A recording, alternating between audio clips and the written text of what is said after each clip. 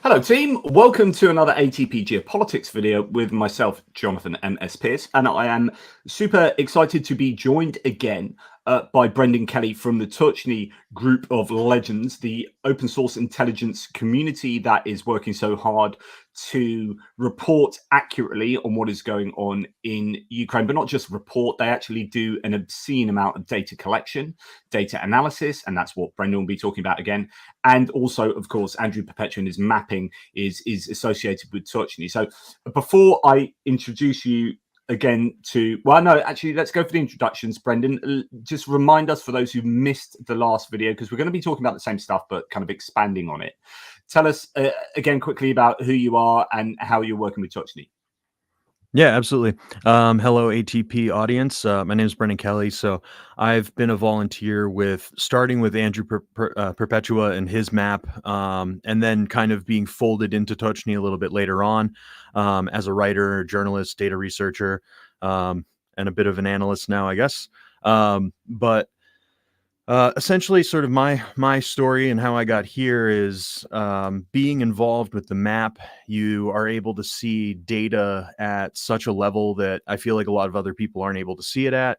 You're able to access news stories that a lot of other people, I mean, they're accessible openly, but it's just, I mean, how many people follow their local prosecutor's office on social media? It's not very many. Never mind, the prosecutor's office of a city in Ukraine. So those sort of news stories kind of go unseen a lot of the time. The data behind them kind of goes unseen. But being the mapper on a daily basis, I get that hands-on experience. I get to see all of the numbers sort of as I'm making the map, as I'm reading the articles. So it does give you at the same time a really detailed picture, but also you can kind of see the conflict from a really sort of, I guess, big picture is a good way to frame it, but you can kind of see the machinations across the battlefield in sort of a larger way, and also sort of how it affects society too, because I'm not necessarily only dealing with sort of news stories related to combat. Like a lot of the time, I'll be pulling news stories off of the National Police website, where they'll be talking about sabotage, collaboration, prosecution of war crimes, or even some smaller things like every now and again there'll be posts about sort of wounded warrior projects, like hippotherapy and canine therapy and stuff like that. So we take the time to make sure that we map all of that data, collect all of that data, all of those news stories that might not necessarily get a wider audience. So that's kind of how I got into collecting data, because I started to see sort of an uptick in a specific area in Ukraine that led me to investigate the media space first, see like what's out there, who's talking about it, is anyone talking about it at all, and that led me to discover that almost nobody was talking about drone strikes on civilians in this certain region in southern Ukraine, a large city called Kherson. It's the regional capital of Kherson Oblast, which is currently, it's divided by the Dnipro River.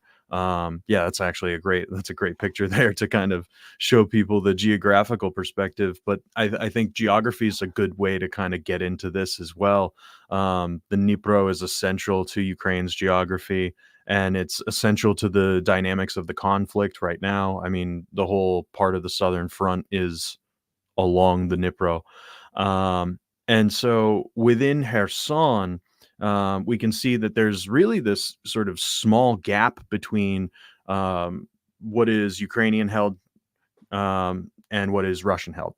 So that creates a dynamic in warfare here where you're not necessarily having sort of up close and personal clashes and the characteristic meat assaults that you would see in Donbass or in the Kupiansk direction or something like that. So the nature of the warfare that I was seeing was entirely new to me, at least. I never really thought of myself as a drone person when I got involved with Andrew's project. The drone people were doing their own thing. I was just a news person doing my thing.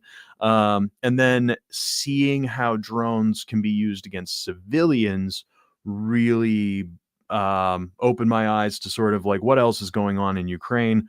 A lot of the drone footage we see is obviously like drone strikes against tanks and armored vehicles in those Donbass meat assaults, right? But what you don't necessarily see a lot of on social media are drone strikes against civilians, and there's lots of footage of this. Tons and tons and tons of it. I've downloaded several dozen videos from 3 or 4 channels, and this is one of the usual suspects here.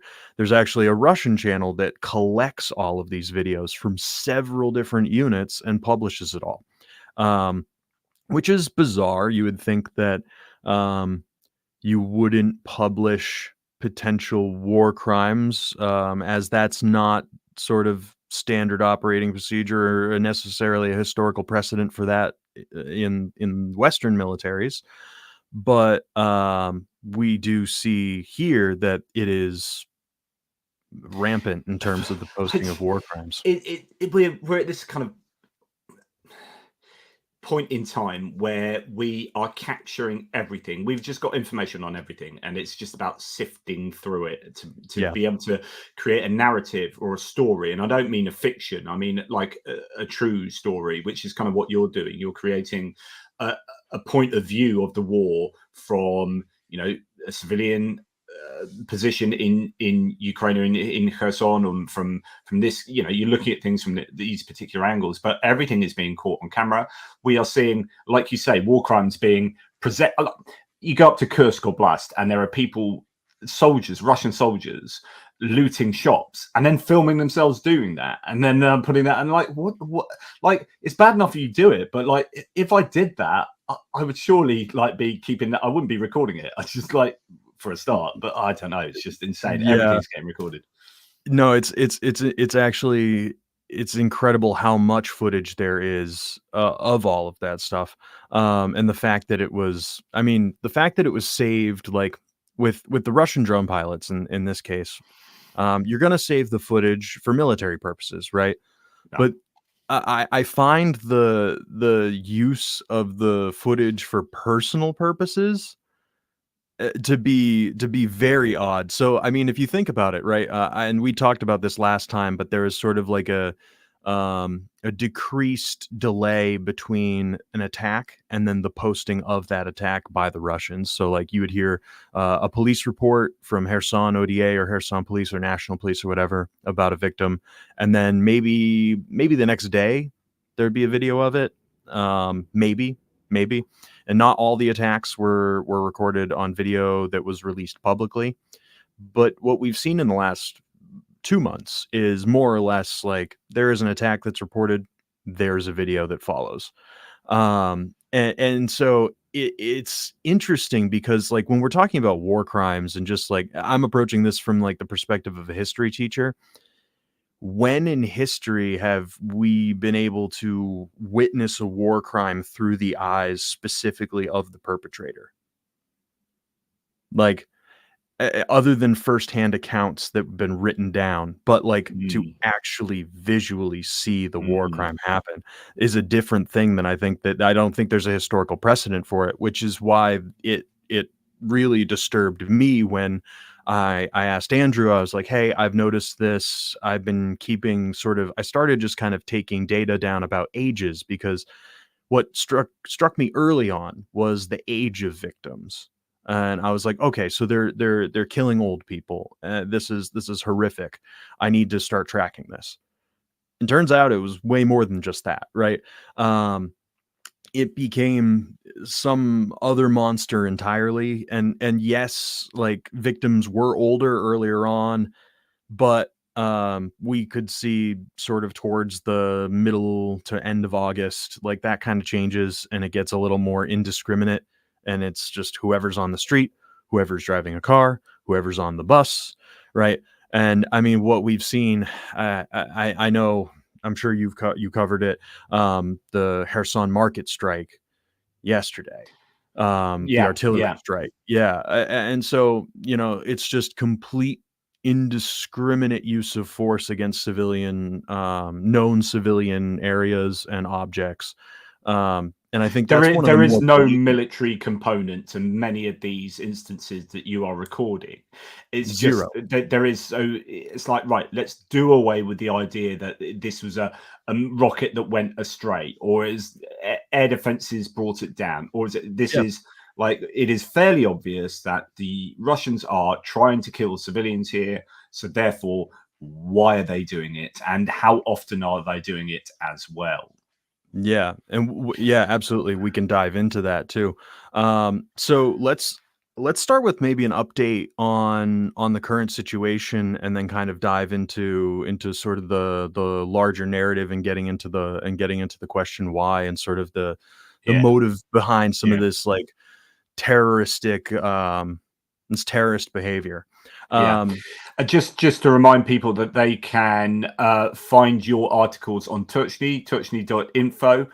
Go to the posts section, and the original article that we discussed in the last video was the Hounds of Z, or the Hounds of Z, if you're a bit weird.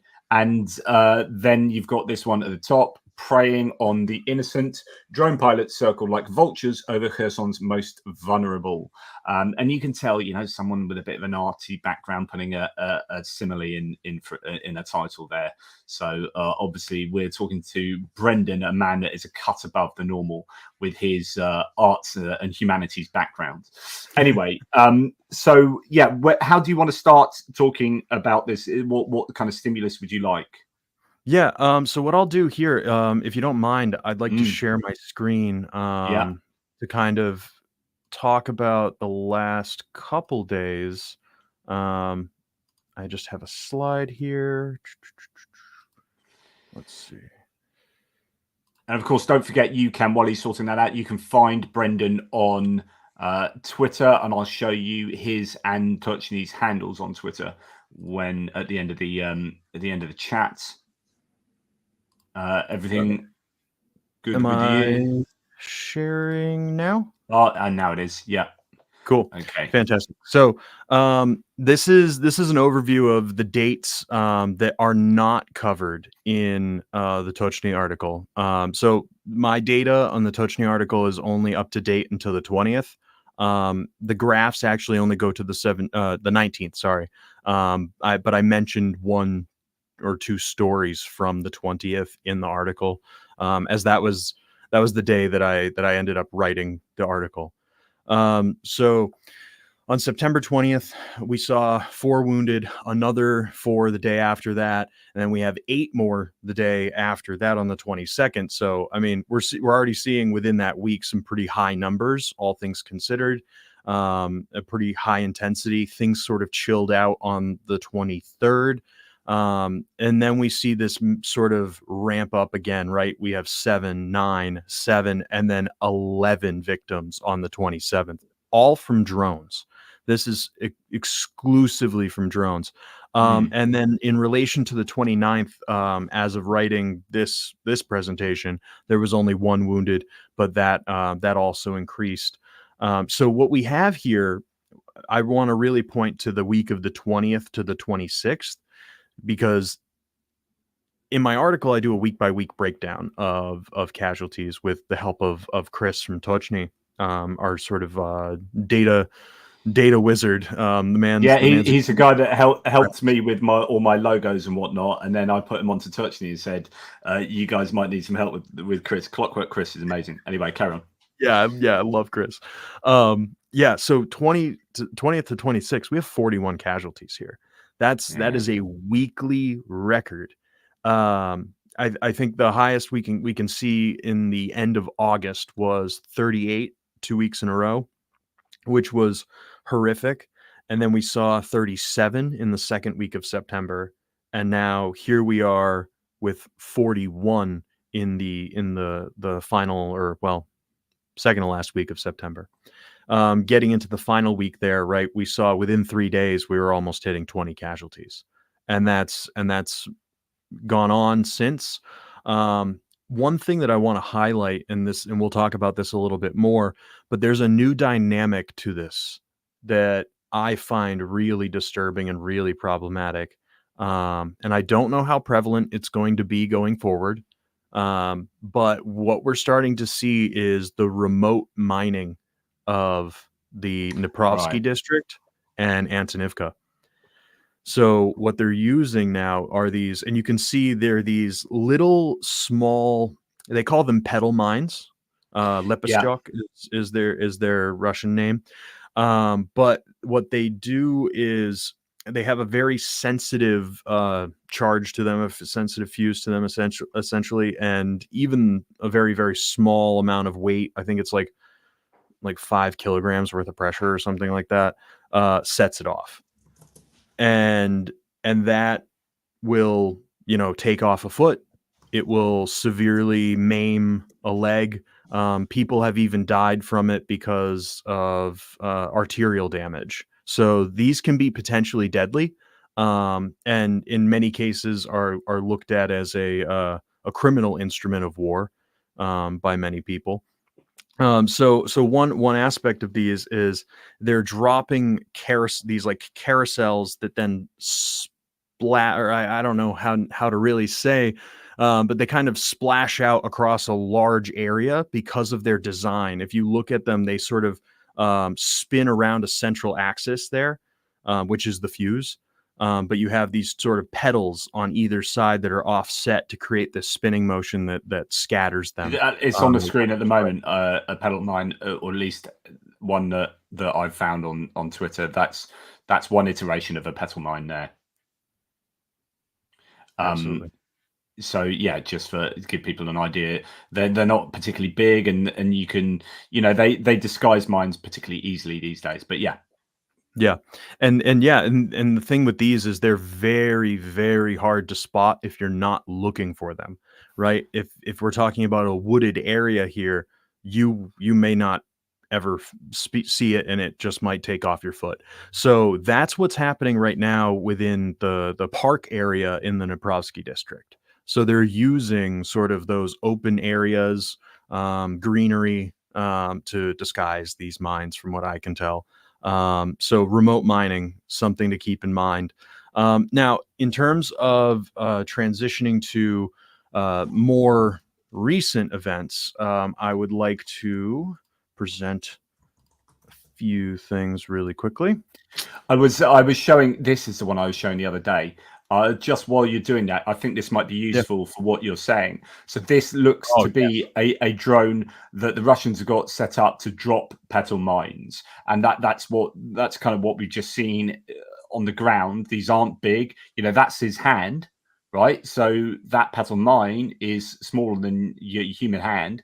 It's the color of a leaf or whatever, or it sits within the grass. You walk on that, bang, and that's might not kill you, right? But that's taken out your foot, and yeah, there you go. I mean, I could show you lots of horrific foot injuries from petal mines. You can just go and look at that on Twitter, and you'll find that. But yeah, carry on. Yeah. No, I mean, a video that sticks out to mind is the Russian soldiers, 2 of them patrolling in Kharkiv. One of them steps on a pedal mine. They call over a stretcher team, and then the stretcher team too steps on a pedal mine. Speaking to sort of the danger of them is that even, Russians don't know where they are, and how deadly these things can be. I mean, they removed both of those guys' feet. So, in terms of what we end up seeing, oh wow, yeah, no, that's the full carousel right there. That's exactly it. Yeah. I mean, that's a scary image, isn't it? By point of fact that each one of those is that's an amputated foot type waiting to happen. So yeah, absolutely. And two civilians as well. Let's remember that these aren't being intended to be stepped on by soldiers. No, absolutely. Yeah, this is intended to depopulate Kherson. So taking a look at, let's see if it will. Am I showing Kherson ODA? Let's see. All right. So on October 1st, one thing we saw was 2 injuries. So first off, we have an 83-year-old woman who was attacked by a drone in Kherson. She was only injured. Thankfully, she made it to the hospital and survived. Now, I would like to move to this next one here. Also on the 1st of October, we had a 68-year-old woman, and now this is a sad instance. Oh wait, no, sorry, that's tomorrow or today. Sorry, I don't know what day it is. I live my life one day behind in Ukraine. So also on October 1st, a 68-year-old woman was injured. Now, getting to today, this is actually a story from today. So in Antonivka, 2 people were injured, and getting into the discussion of mines, a 59-year-old woman picked up a piece of UXO. It doesn't necessarily That say it means was a pedal mine. unexploded ordnance. But yeah. Yes, thank you. Sorry, sorry, I forget about my acronyms. um, so this object, right, that she picked up, it doesn't say that it was a pedal mine, but it also, I think, is important to understand. Like, okay, so yeah, these drones are dropping all of these improvised explosive devices, these repurposed grenades. They're not necessarily all going to go off. So you also do have the added sort of terroristic benefit, if you could even call it that, of basically creating a 50-50 minefield, right, if you will. Will it blow up? Will it not? I don't know. And you can see this woman probably didn't know what the object was, picked it up, and it exploded, and she was severely injured. Amputation of hand and foot, and multiple injuries, as well as a 61-year-old man being injured at the bus stop. And this is interesting, right? It was at a bus stop. So I given the pattern that we'll talk about a little bit later, I think this was an intentional remote mining of public transportation. That's my theory on this. I'll say that that's a theory. Okay. Well, I mean, I showed the other day drone attacks on a train, on a passenger train. So, like, Yes. you know, And so none of this is out of the realms of plausibility. I mean, it's not only plausible, but it's highly probable, because we've seen form of the Russians in all sorts of different contexts where they are targeting civilian infrastructure, civilian transportation, civilians. You know, yeah. Yes. Yeah, absolutely. Yeah. And very apt of you to mention the train attack in so it's Hutyr Mykolivsky now. 2 days ago it was called Druzhba, but they changed the name of the town as part of de-Russification in Sumy Oblast.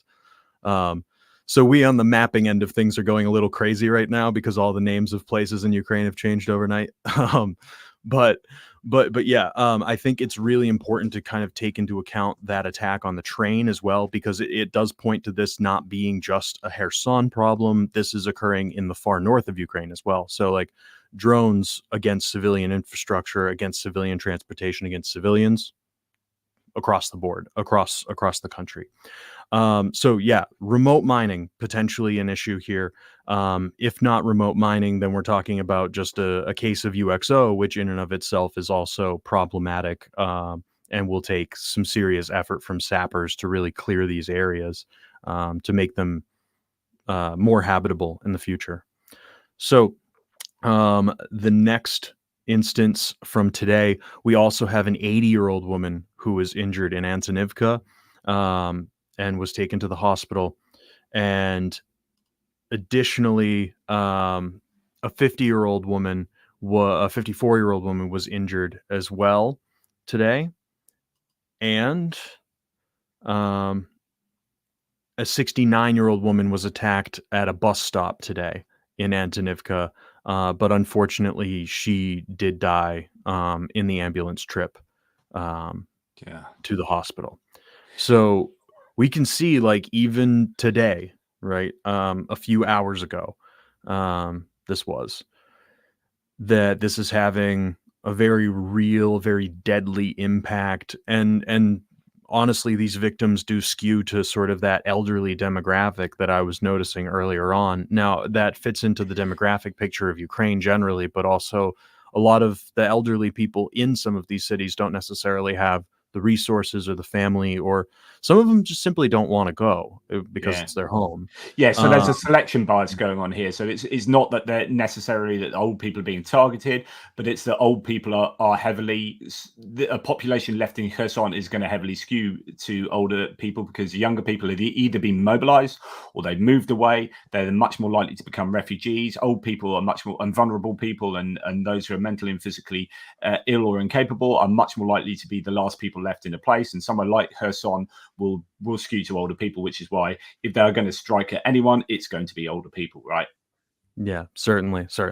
And So, just to let people know that your thread here, starting on October the 1st, it just is documenting all of these instances of I don't know if you because you've got your own slide up. I've been showing people things while you've been talking that support, like the train one there. I was showing that earlier, and yeah, these are just all the different examples of what you're talking about. You've just brought in a couple now, but Brendan does document these very thoroughly, and go and follow him on Twitter if you want to get a sense of what's going on there. Yeah, I appreciate that. Yeah, the daily casualty thread is something that I'm doing more recently. Andrew and I had talked about it a little bit. And I mean, so in covering, I know this is a little bit of a departure from where I was, but I think it's important to say, in covering one area, you can run the risk of presenting a story where it's only happening here, or all the casualties are here, or whatever it might be that might skew the situation, and you might sort of lose the scope of things. And that's why I think Andrew and I think that the casualty thread is important going forward, because recognizing the scale of the targeting of civilians from north to south, it really just shows you that it's not what Russians say it is. And it sucks that we have to approach it from that point at this point in the war, where we're still battling in the media space for just that fundamental truth that they are targeting civilians. This is bloody important, mate. So mapping. part of why you're on here, I guess, it is to say, hello, people, this is happening. We talked about this before. It's still happening. It's just as big. And you were on, although I don't think you were directly named, but your work was referenced yesterday on Ukraine the Latest, the Daily Telegraph podcast on the Ukraine war, which is a fantastic resource and is the Daily Telegraph's biggest podcast. And it's still, a really important part of the information space. But this is the sort of thing where, like, I would love you to be able to turn your article into a Daily Telegraph article and have them run something that talks about. So this morning, I mentioned that 16 Ukrainian soldiers who had surrendered were executed by the Russians as effectively POWs as a war crime. Not one, which is bad enough, not two, not six that we've seen before, 5, 4, 3. We've seen lots of that. 16, right? That should be a big article in a leading newspaper or a segment on a news website, a news channel, saying, just to remind you guys, Russia is killing people in war crime sort of ways here, and it's been going on for 2.5 years, and it's continuing now. And this is the latest example, which is just as terrible now as it was 2 years ago. And in fact, this is an increase in size of the war crime in terms of 16 soldiers executed in cold blood. Like, this needs to be talked about. So sorry to get ranty, but this is bloody important, and what you're doing is important to saying, just putting a big neon sign above this and saying, look, guys, this is happening, and I've got data to support this. Anyway, sorry. Yeah, no, absolutely. And I think that attitude. I mean, Dom Nichols was presenting the story on Ukraine the Latest, and he even expressed like sort of his sort of disbelief, the disturbance that he experienced from watching the videos, reading the article, because what I'm researching is really disturbing stuff. I mean, it's basically watching a serial killer stalk their victims. Yeah. it's not easy to watch. I don't enjoy it. I don't enjoy writing about this by any means. What I would enjoy is this coming to an end in some capacity. So yeah, I thank you for that, because yeah, my mission in writing these is specifically to draw people's attention to it, because I see so often, I mean, I've had conversations with intellectuals that I really respect, mentors that I really respect, where they still have this mentality of yeah, but it's not ordinary Russians. It's not, it's not, it's like, yeah, no, these guys volunteered, signed contracts. They were regular dudes, like the guys working in IT before this, it's not like, it's not some sort of Waffen SS or anything like that, right? We're not talking about Einsatzgruppen here. We're talking about the regular Russian military, just as a base operating procedure, standard modus operandi of just carrying out war crimes against Which is civilians. interesting. And I know we're going to get onto this, but this speaks then to, you're saying, look, this is not systematic, but it is systematic. Do you know what? It's like, it's not. Yeah, it's like, not organized. It's not Yeah, organized. yeah, but it is But it is almost genocidal. institutionalized. Like it's systematized. Like it's part of the system. Partly because maybe there's this dehumanization of the Ukrainian people, which is kind of genocidal rhetoric will do that.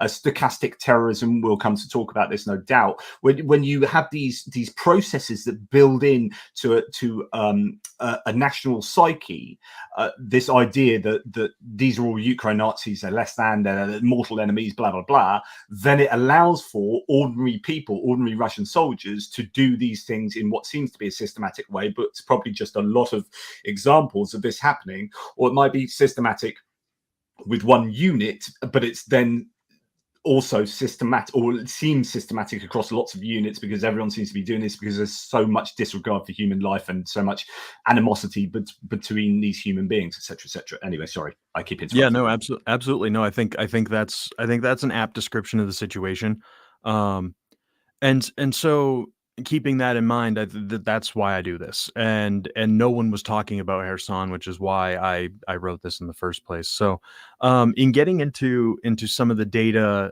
from the article, if you could show the week by week casualty graph, that would be great. Just one more down. Yeah.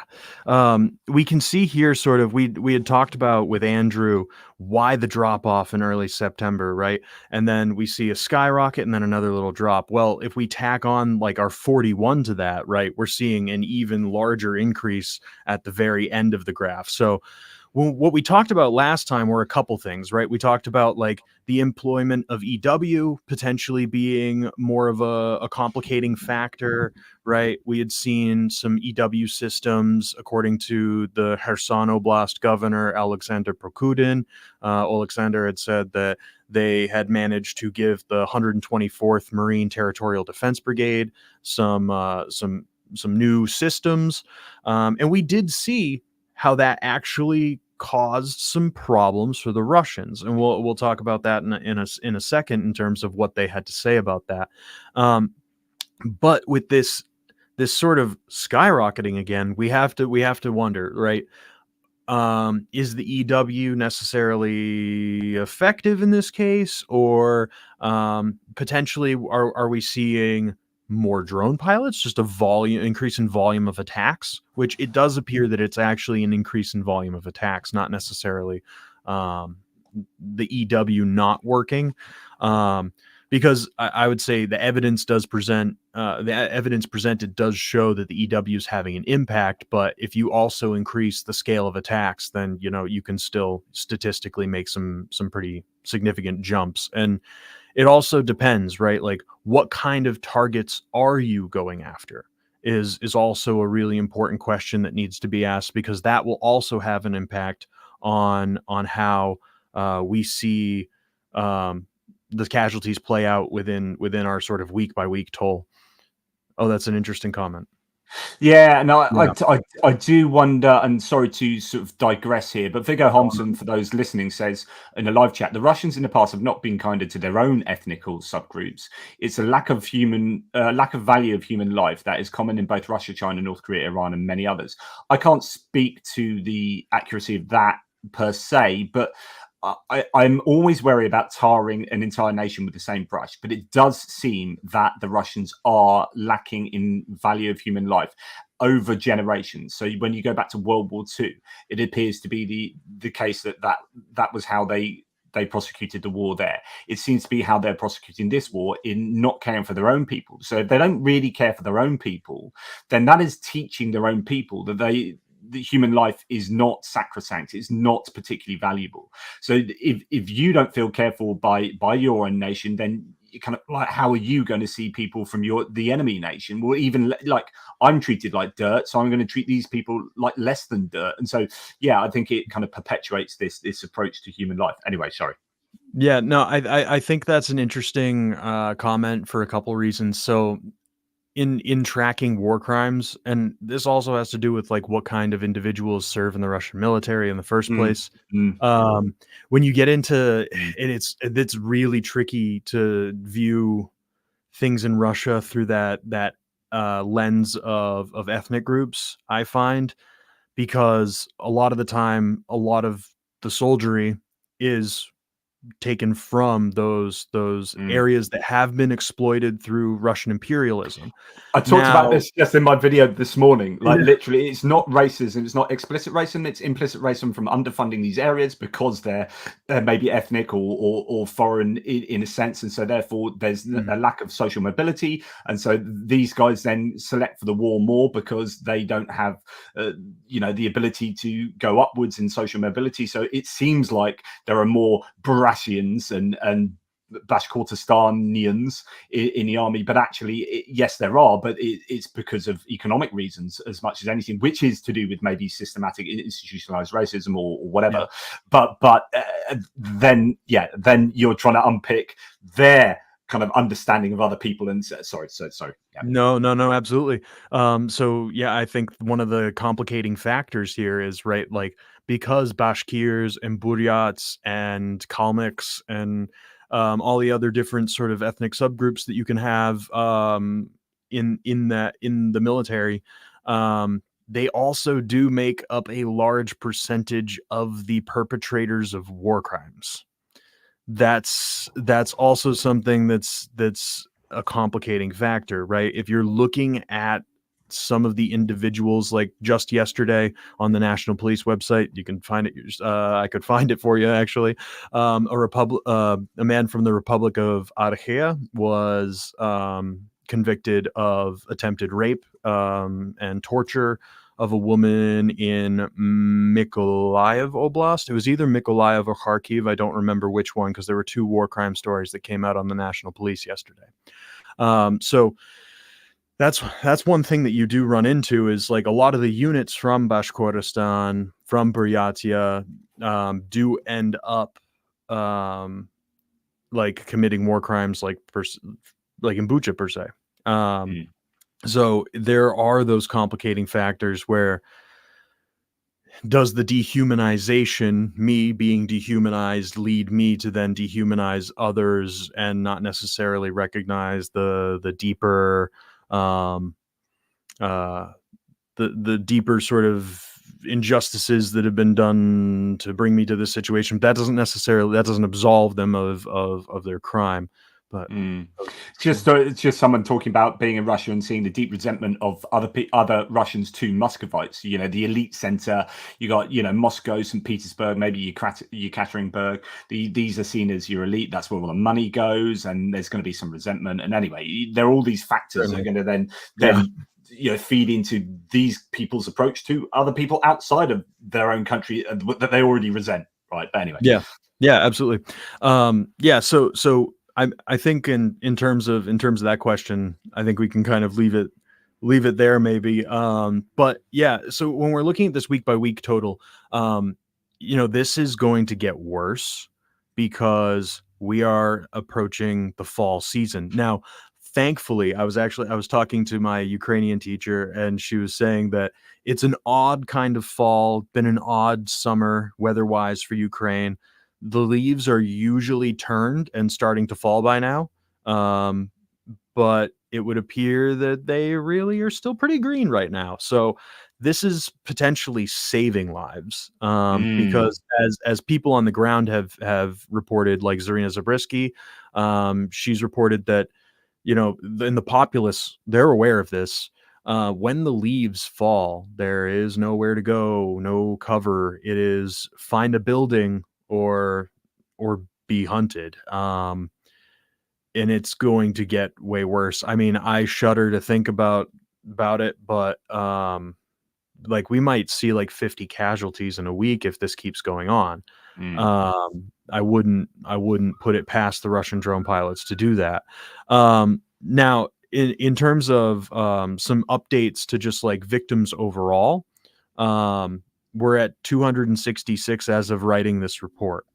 Um, one one sobering thing to keep in mind is, right, that we're now like basically at 300, given, or over 300, given the week that we have to add on to this, and then the week that we are having currently, right? We are well over 300 casualties in 4 months here.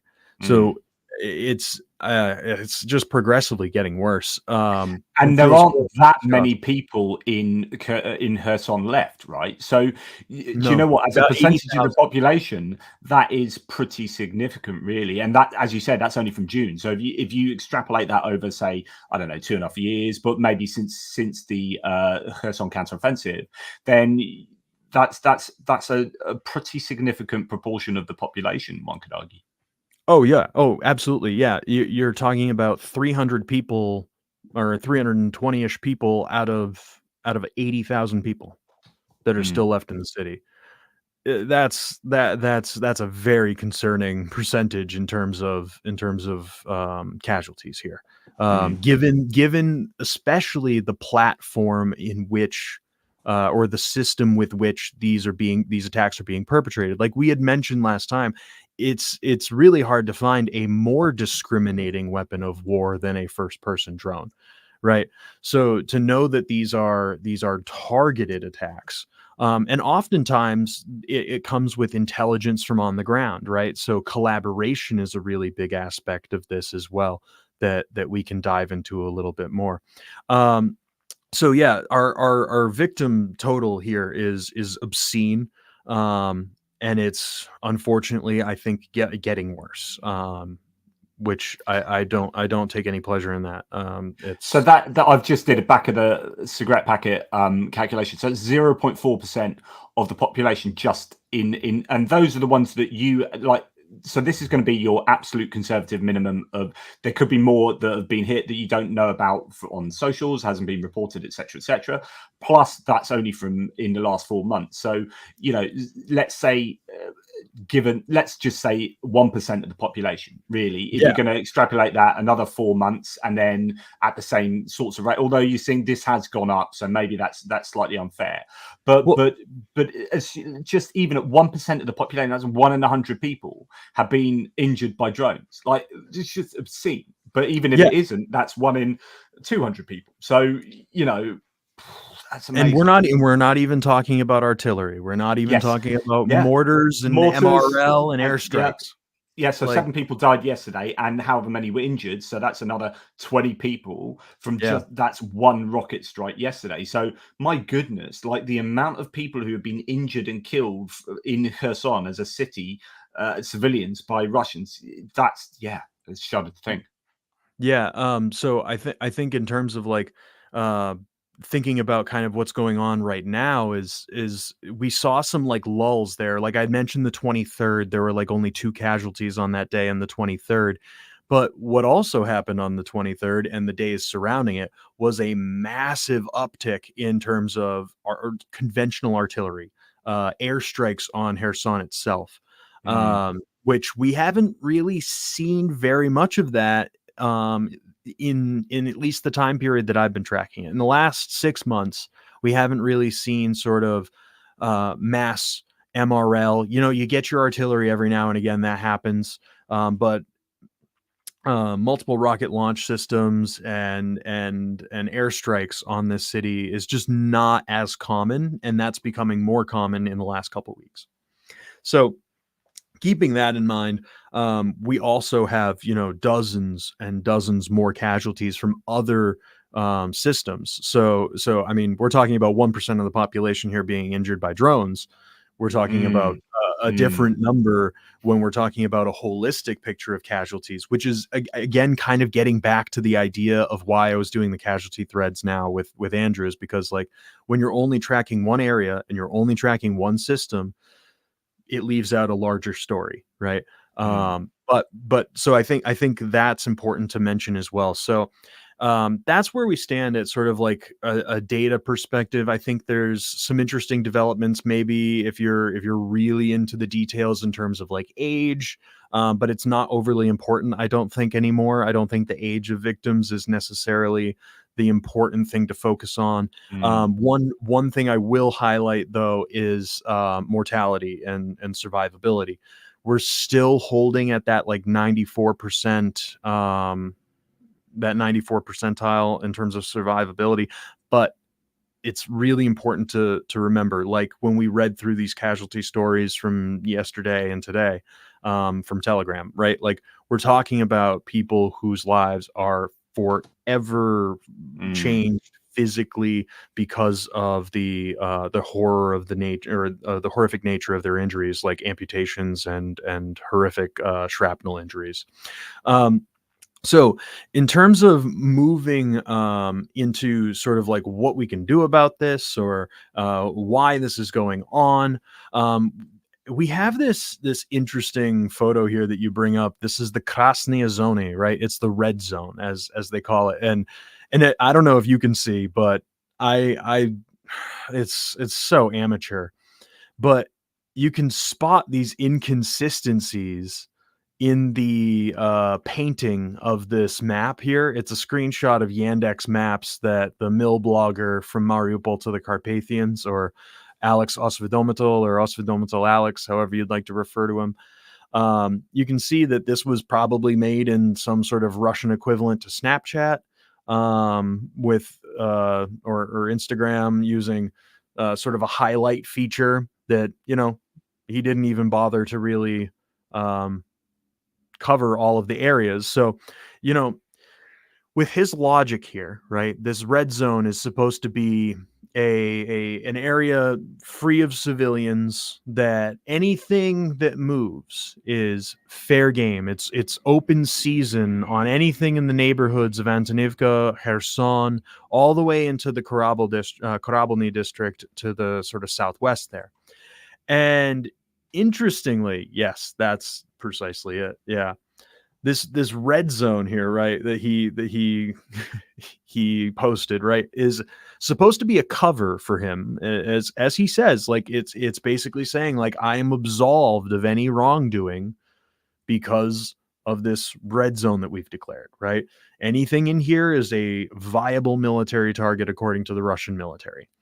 Now, one of the things is like, okay, so you have these dots and splotches within the red zone. Like, I don't know if you can see a couple of them sort of in the middle there. There's little spots where he didn't really cover over the entire area. So am I to understand now, if I'm a person seeing this, and this is supposed to inform me, right, as a civilian, this is supposed to inform me of what you're going to do to my area, and I'm going to take that as the God's honest truth in this case, right? Let's say that, right? Am I to understand that specific buildings within those little pockets there that you forgot to color in are civilian targets, right? Or not civilian targets, but civilian entities, right?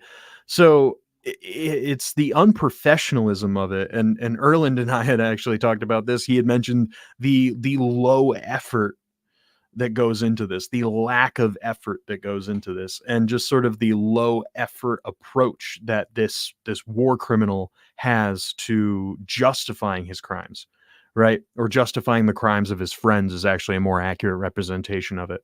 So you'll see, like, this red zone here, it's actually probably a better indication of where the war crime is happening, not sort of where military targets are, because we have on good authority actually that there really aren't military targets, and we had discussed this prior. Yeah, I was saying that my been here. experience of being in Kherson, can I just say, right next to the river, right, and driving through Kherson like on two separate occasions, in and out, and going around some streets of Kherson and through Kherson, I didn't see, and I know this is anecdotal, and other people have said, I've not experienced that, but I didn't see a single military person when I had been to all these other places, whether it be Kramatorsk, Izum, Dnipropetrovsk, Mykolaiv, like wherever, the military's bloody everywhere, right?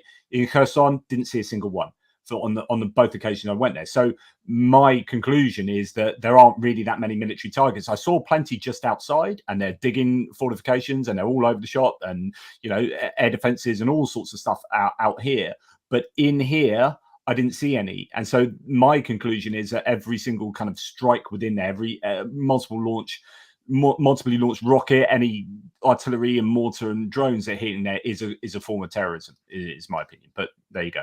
No, certainly I concur. And there's actually some inconsistencies with the units operating in the area that kind of gives us an interesting insight. I don't know if you could scroll to Moses's post there of the orange or red little blob that he drew behind Kherson. It'll be down in the case for terrorism here. Yep. Right. The wrong place, wrong time. Yes. Yeah. So I think this is a really accurate representation of where the Ukrainian military units actually are. Yeah. And I think, and this also fits with your description of what you had seen on the ground, right?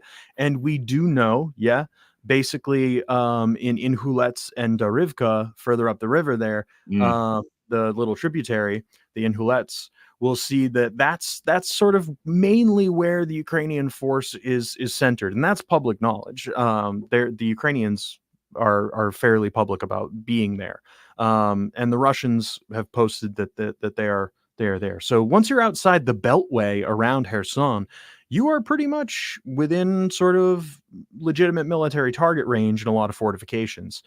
But inside the city, not the case. What you're seeing mostly inside the city, according to sources on the ground, is guys with shotguns and pickup trucks and drone detectors, and that's mainly how ADA has been going on over there. Air defense artillery, if you can call it artillery. That's mainly the characteristic that we've seen over there, is sort of like mobile drone teams attempting to shoot the FPVs down with automatic shotguns. Now, in terms of some other things that have been done about this, just recently on the 29th, Alexander Prokudin did actually successfully fundraise through, and I don't know how I feel about this, right? I feel like this should come from somewhere else or someone else, but the people of Kherson and their communities fundraised and crowdsourced EW systems for the city. And just every bone in my body just wants that money to not come from those people that need it so desperately, and to come from an actual government that's willing to step in and do something to save these people's lives. But I think it speaks to the spirit of the people living in Kherson. I mean, just yesterday, I know this is a little tangential, but they did some renaming of cities in Kherson Oblast as well. Not only was it Sumy, but they renamed the city of Potyomkin, which, I mean, that's Russian as it comes. That's as Russian as it comes. They renamed it to Nizlamnia, which means unbreakable. And I think that tells you what kind of people are living in Kherson right now. So in kind of seeing the inconsistencies between one drone group and your other drone group, you can kind of see that these guys really don't have any sort of idea as to what's really going on there, or are using low effort ways of trying to cover up war crimes, to cover up for their friends, right? because I think it's consistent with how we've seen the Telegram account over time, that Mariupol to the Carpathians. It's had a history that's very interesting, where he's always been a mill blogger. He's been tracking the war since its beginning, mostly since 2023. Yeah, that's him right there. We don't have a picture of the guy, unfortunately. I don't know exactly who he is yet, but I say yet because I totally intend on finding that out. But that's his typical sort of post right there, right? Like he'll start with Kherson, and he'll say like transport, or oftentimes he will link back to that red zone that we talked about earlier. So he will sort of link his Telegram post back to that and offer a comment after he posts a video. So your typical like chain of events in a given instance, right? The thing happens in real life, right? The crime happens in real life. Kherson ODA reports it. Alex Osvodomitil, he posts it, and then after he posts the video, he will post something like this, right? So if we're talking about a strike on a bus in this case, or a strike on a car in this case, right? Like he will just offer some sort of blanket statement that says anything that moves is acceptable for targeting. Anything that moves, is a potential target, right? Yeah, so this is a quote from Mariupol to the Carpathians. Kherson transport. Any movement in the red zone is a trigger for a strike. Assume that your transport is a potential target. So that's basically saying, given that we are pretty sure this is a civilian area, even though he's called it a red zone, which is sort of falsely attributing like a military zone to a civilian zone, and saying any movement is a zone for a trigger, and that therefore gives blanket permission structure for any of those units to fire drones at. And just remember that drones have, I mean, you can't fly the drone if you can't see it, right? So see from it. So these drones are being flown out of visual. You know, this is away from you. You're not seeing it by line of sight, so therefore you are seeing it through the eyes of the drone. That drone is looking down on if it's dropping a bomb, or if it's an FPV, it's looking at an old person walking with a shopping bag. Bang. So you know, you can't get away with saying this is a military zone and then flying a drone with a camera, with an HD camera on it or whatever, into an old person. Like, you can't do that. So you bring up a really interesting point here. If you could scroll to the part in the article, wrong place, wrong time. There's an interesting thing that I'd like to talk about there. So yeah, this is exactly it right here, right? So one of the things that we're seeing, it's that quote right there above, in the block above. Yeah. We see this sort of interesting admission here from the man, right? Where he is revealing his sources, right? So when we get to this idea of, oh, it's the wrong place at the wrong time, right? Like civilians are getting caught up in the conflict, or you were moving, you shouldn't been moving, we told you, right? Well, that kind of gives them some plausible deniability, perhaps in some twisted sense of logic. But what we end up having here is sort of an admission that these are targeted attacks, right? It says, we receive a lot of objective information from you, and thank you very much for that. It is one thing to watch it from the air, but to get comprehensive information from the ground within 10 minutes is worth a lot. Right. Wow. So what we have here is we have people on the ground in Kherson calling these in. This is sort of worse than I could have even imagined. I didn't really know this was an aspect of it until I wrote this aspect of the article, like just researching it in the last 3 weeks. Writing my previous article, I knew that there was some collaboration, but I didn't really know it was into sort of the targeting of things. I'd seen some stuff suggest that there were people on the ground maybe taking videos of the aftermath of attacks to kind of suggest like, hey, potentially you killed one person, you destroyed this many vehicles, right? Confirming you're doing a BDA, right? Battle damage assessment of that. I've seen channels associated with From Mariupol to the Carpathians that are I don't know. He's actually in the last couple days referred to one of these channels as, quote, his friend, um, which is interesting because this account is very popular on Telegram and claims to be a truth-telling account. It's called Kherson non-fake, essentially, is what it translates to. But it is a propaganda weapon for the Russian military inside Kherson.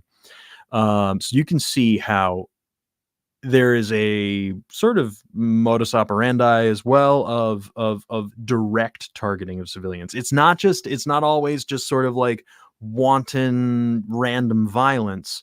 In some cases, these are specifically stalked, targeted attacks. And of Um, course, it's worth remembering as well that if you are striking a civilian with a drone, right, and you actually trying to hit a military person, then what you wouldn't do is then go and upload that to the socials and put like funky music to it and like celebrate that. So there's a celebration of that. You don't do that if it's a mistake. If you're like, oh, really sorry about that, then you just don't do anything about it. You don't show it. But the fact is that oh they're yeah. uploading all of these, which means that they are intentional. I mean, just like there's no really plausible explanation outside of these being intentional. Oh yeah, no, and another example that I present in that wrong place, wrong time kind of thing is, let's use the sort of logic here, right? There was an attack against an 82-year-old man, right? And their justification, the logic of the drone pilot and of Alex Osvodomitel here, right, is that there was a buried EW system that they had known about, an EW system that was somehow buried in the ground, and this man was walking near it. So therefore, he was a legitimate military target. He was near the system, and if you were near the system, that I don't know, that sounds like a target to me. That sounds like a military personnel to me. Meanwhile, it's very obvious. Like, you can see how old the gentleman is. And then they still attack him anyways, right? And then, like you had mentioned, the soundtracking of things. That particular video, they soundtracked with a pretty abhorrent song that's really popular in Russia. Yeah, you Um, mentioned this last time. Yeah, to do yeah, with PDAs and yeah. yeah, Peter Raze, yeah. So it's like, you can't you can't argue that this is then some sort of legitimate target, and then to have the celebration of it afterwards, it suggests something else entirely, right? Like, it's not in line with even what other sort of Russian telegram posts necessarily are. I mean you see it sort of against some vehicle explosions and stuff like that, but like against civilians, this channel is pretty unique in that aspect of how it celebrates the killing of civilians. Or there's actually in this video, there was the killing of an oncologist, and the maiming of his wife. And you can see the impact from the grenade right on the driver's windshield. It killed the gentleman, unfortunately, and the wife opened the door to run out and go grab him. But shortly after this still, it switches to that sort of like, if people have played Grand Theft Auto before, when the character dies or the player dies in Grand Theft Auto, it sort of flashes to this sort of slow-mo black and white, sort of, I don't really know how to describe it, scene, but it just filters the photo to this black and white, and that's also done here when they know that they've killed the man. So shortly after this, it turns to black and white and kind of zooms in Again, on. which you wouldn't be doing unless it was purposeful. Yeah. Yes. So Yeah, absolutely. Yeah. so then I guess the question is, what is going on here? Is there as you mentioned here, a genocidal intent? We talked about this previously, about the different theories when Andrew came on and spoke with us as well. Yeah. I mentioned stochastic terrorism, which is more to do with rhetoric as opposed to actions. Yes. But just to remind people of that, stochastic terrorism is a form of political violence instigated by hostile public rhetoric directed at a group or an individual. Unlike incitement to terrorism, stochastic terrorism is accomplished with indirect, vague, or coded language, which grants the instigator plausible deniability for any associated violence. A key element of stochastic terrorism is the use of media for propagation, where the person carrying out the violence may not have direct connection to any other four users of violent rhetoric. So this is quite often used in terms of like social media, Twitter or X. You know, people have accused Elon Musk, I think correctly, of being involved in stochastic terrorism, where he is, you know, amplifying the voices of people with dangerous terroristic, you know, rhetoric, etc., etc. Where this might apply to what you're talking about is these people using Telegram and whatnot are using it in a way. Yes, they're also maybe involved in the recording of it and the actual doing of it, but also the propagation of this and using social media to generate a sense of otherization, a sense of on the one hand, you can well, I don't think there is plausible deniability for all the reasons we've been talking about. I think it's hard to deny that you are not doing this intentionally. But there is this element that the plausible deniability comes in, like, well, this is the red zone. I drew this on Instagram. So therefore, you know, everyone knows that civilians can't live here because I drew this on, you know, and that's just a load of nonsense, but it gives them a permission structure to do this horrific stuff. Anyway, I digress. No, absolutely. And so in keeping with that, I think so. Andrew had said on the last stream, right? He was like very blunt about it. They're doing this for fun. So, yeah. and I think in that time frame between our conversation and now, I think I found one of the best pieces of evidence for that. And it's words right from them. If in that genocidal intent segment there, right? There's this post from the 19th of September. And it is of a bomb shelter, and it says Ukrytya in Ukrainian, which means shelter. So it also features advertisements, as you know, many public facilities, public facing public transport buildings do, at least in the United States. Is this they the carry casino one? The casino one? Yes. Yeah, this one. Yeah, absolutely. So we see there's a gambling advertisement, right, for whatever reason. But this phrase that he ended the post with, and then the insinuation of the still with that phrase is just something entirely different than anything that he's said or done, really. It's this idea of that they are simply created for experiments, right? Not only in this post is he using racialized hate speech, right? And enforcing sort of, I mean, I wasn't aware of the stereotype of Ukrainians and gambling. It wasn't something that I was aware of, but maybe from some sort of Russian perspective, that's something that's more of a stereotype that's more popular there. I don't know, but you can see the engagement of stereotypes, right? The sort of use of racialized language, and then finally that sort of intent there, right? They're created for experiments, and I think. And then not just that, but a laughing emoji next to it, because that nothing talks to like the care for human life when discussing like strikes on civilians with FPV drones that kill or maim them, and then lol. Yeah, it's the darkest post that I think I've seen, and it actually didn't involve any casualties. It's just the sinister psychological aspect of it that worries me, because what can, like, an individual with this mindset, like, what can they do really? Because they can do a whole lot. If you're willing to accept that people can be created for experiments, right? And I just briefly mention it. I didn't really dive too much into it, but Unit 731 from the Imperial Japanese Army, and using biological warfare experiments on the Chinese population. But as well, you could get into comparisons to Mengele and the experimentation on Holocaust victims, right? Is this idea but also, as we are talking before, like, and these aren't mutually exclusive necessarily. So it's, yes, doing this because I'm a psychopath and I get some kind of enjoyment out of killing civilians, but also the training element of like, I could be using this in order to, and that's maybe, experiments. You could maybe connect that to, this is how we train to fly the drones. We're going to follow cars and then we're going to blow them up, or people get out and then we're going to take them down, and then we're going to apply that on the front line somewhere else later. But anyway, sorry, I interrupted you. No, absolutely. That interpretation does absolutely exist as well.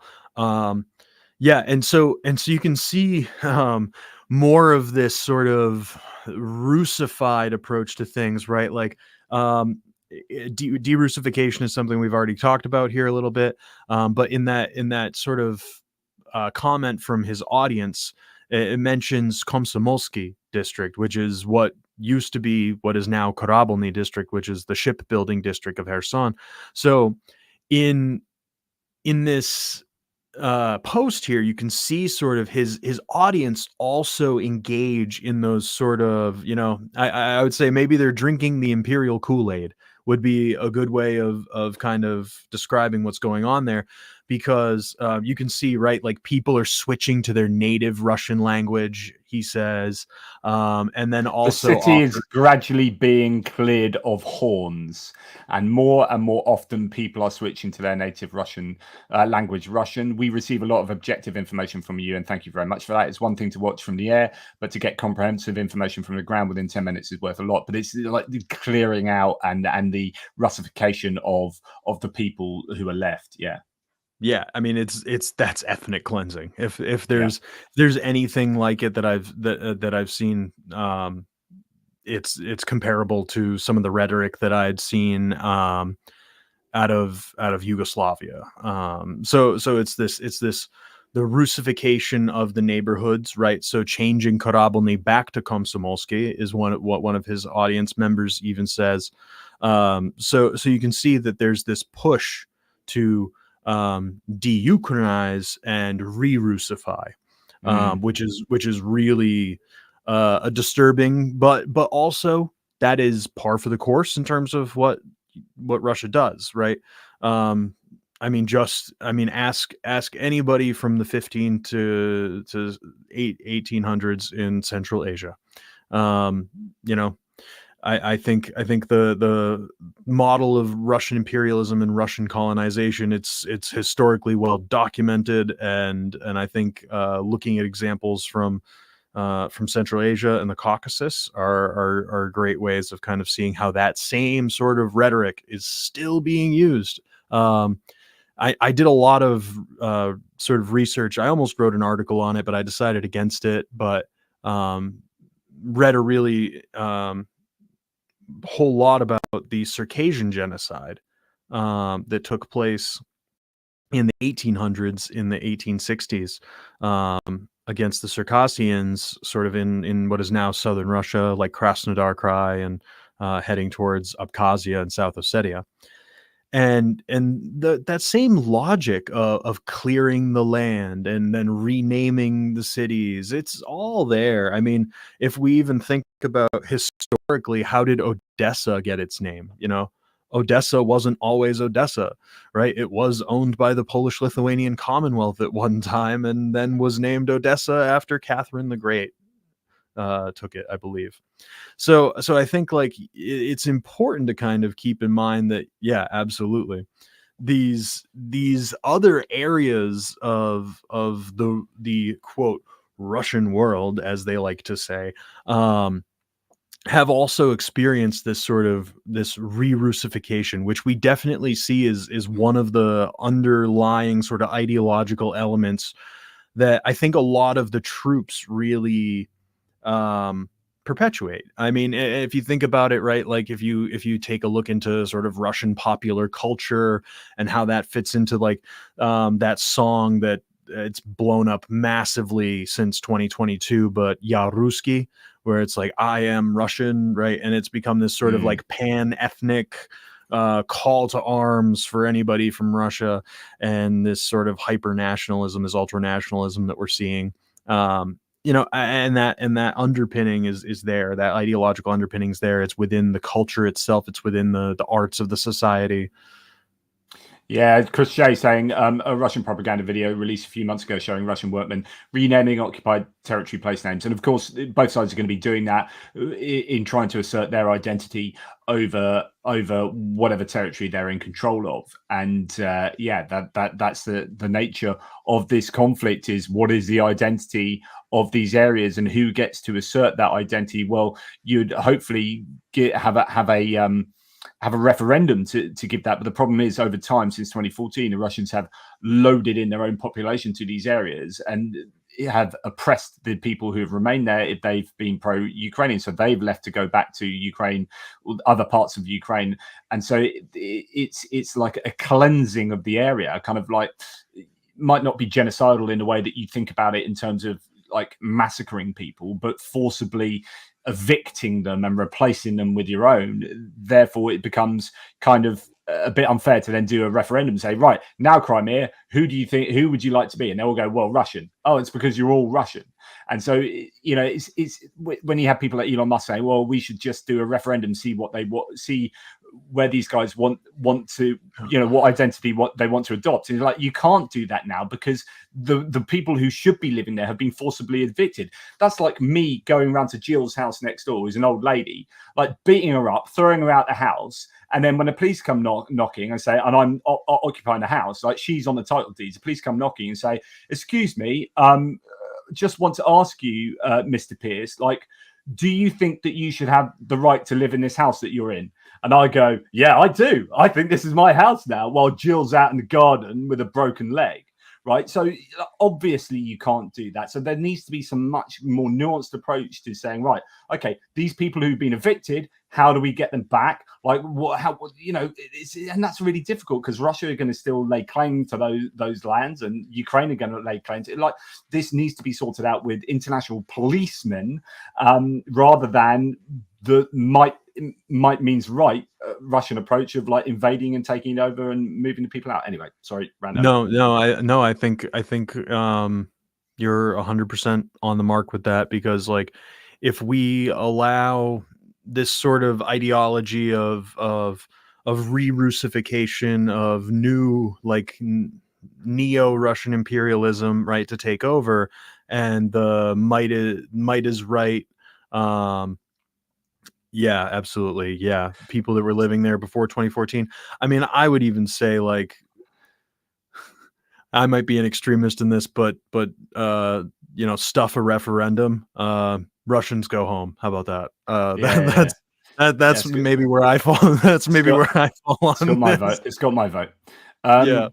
Yeah. So yeah. Okay, so with regard to your data and your, like, since we spoke last time, you what you're telling us is there's more evidence that there's a kind of certainly a genocidal psychopathic approach to what they're doing, which could also fit into, it's not that these ideas are mutually exclusive. So you have the training, the genocide and psychopathy, but also the approach to outright terrorism that has a strategic, or at least an operational goal in mind here, which is to break the spirit of the Ukrainians still living there, so they move out of Kherson. If we can't have it, you can't have it. Or it gives us an ability to take it back more easily if there are fewer potential partisans, pro-Ukrainians living there. So all of these ideas still remain. Is that right? No clear conclusion. Yeah. So I'm sorry, could you repeat that one more time? Well, yeah. So of all those theories, I mean, they all still remain viable, right? As in, you know, all of the above. Oh yeah, all of the above. Yeah. No. So yeah, there's an operational element to it. There's a terrorist element to it. There's a psychopathic element to it. It's all there. Yeah. And I don't think, like, I think it's maybe unhelpful to approach them as compartmentalized theories rather than looking at them as compounding factors creating the reality. I think that's the best approach to kind of see it, because no one theory necessarily checks all of the boxes for all of the different crimes that we're seeing. And in terms of like the perpetrators of these crimes, we do see that, you know, beyond them being you know, maybe psychopathic individuals, they're also volunteer regular soldiers at the end of the day. So there is that element of sort of the systemic indoctrination of people within the Russian within Russia itself, within the Russian Federation, Russian army, into these sort of like more psychopathic leaning like tendencies, right? Like you fall into sort of the racism, and we even see sort of some sexism being used here by the mill blogger in terms of denigrating Ukrainian women. So you can even see sort of like, and one of the units that we'll talk about in a little bit, I mean, they yesterday, one of their unit members, one of their reconnaissance platoon commanders, was convicted of torture and rape. So you can see that this is and which I was going to add to that actually, that also there's going to be a sort of selection bias to a degree, whereby the sorts of people that are going to be either one, volunteering for the army, or two, force mobilized, are going to be the sorts of people who are going to potentially lack moral enlightenment. So you've got convicts, right? So already, like, these are people who are morally compromised because they've committed crimes, have gone to prison, etc., etc. Then you've got people who are going to be, you know, desperate to join the army. It's not to say that if you are, no, that's probably wrong, because just being a lower socio-economic strata doesn't mean you have fewer morals and so on and so forth. But not necessarily. But then you may be more likely to have, I don't know, I'd have to look into this, but the approach to who Ukraine, what Ukraine is and who Ukrainians are, there is a chance that you're going to be less knowledgeable, less educated about history, and about this, so therefore more susceptible to Russian disinformation and indoctrination. So you are more likely to be someone who ends up doing sorts of things like this. So yeah. Oh yeah, certainly. Yeah, if we take a look at the Russian education system has a huge role to play in terms of setting people up to commit these crimes, and not setting them up, like not absolving them of their culpability, but it is a factor in terms of getting them into those psychopathic ways of thinking, the normalization of humanization, dehumanization, absolutely.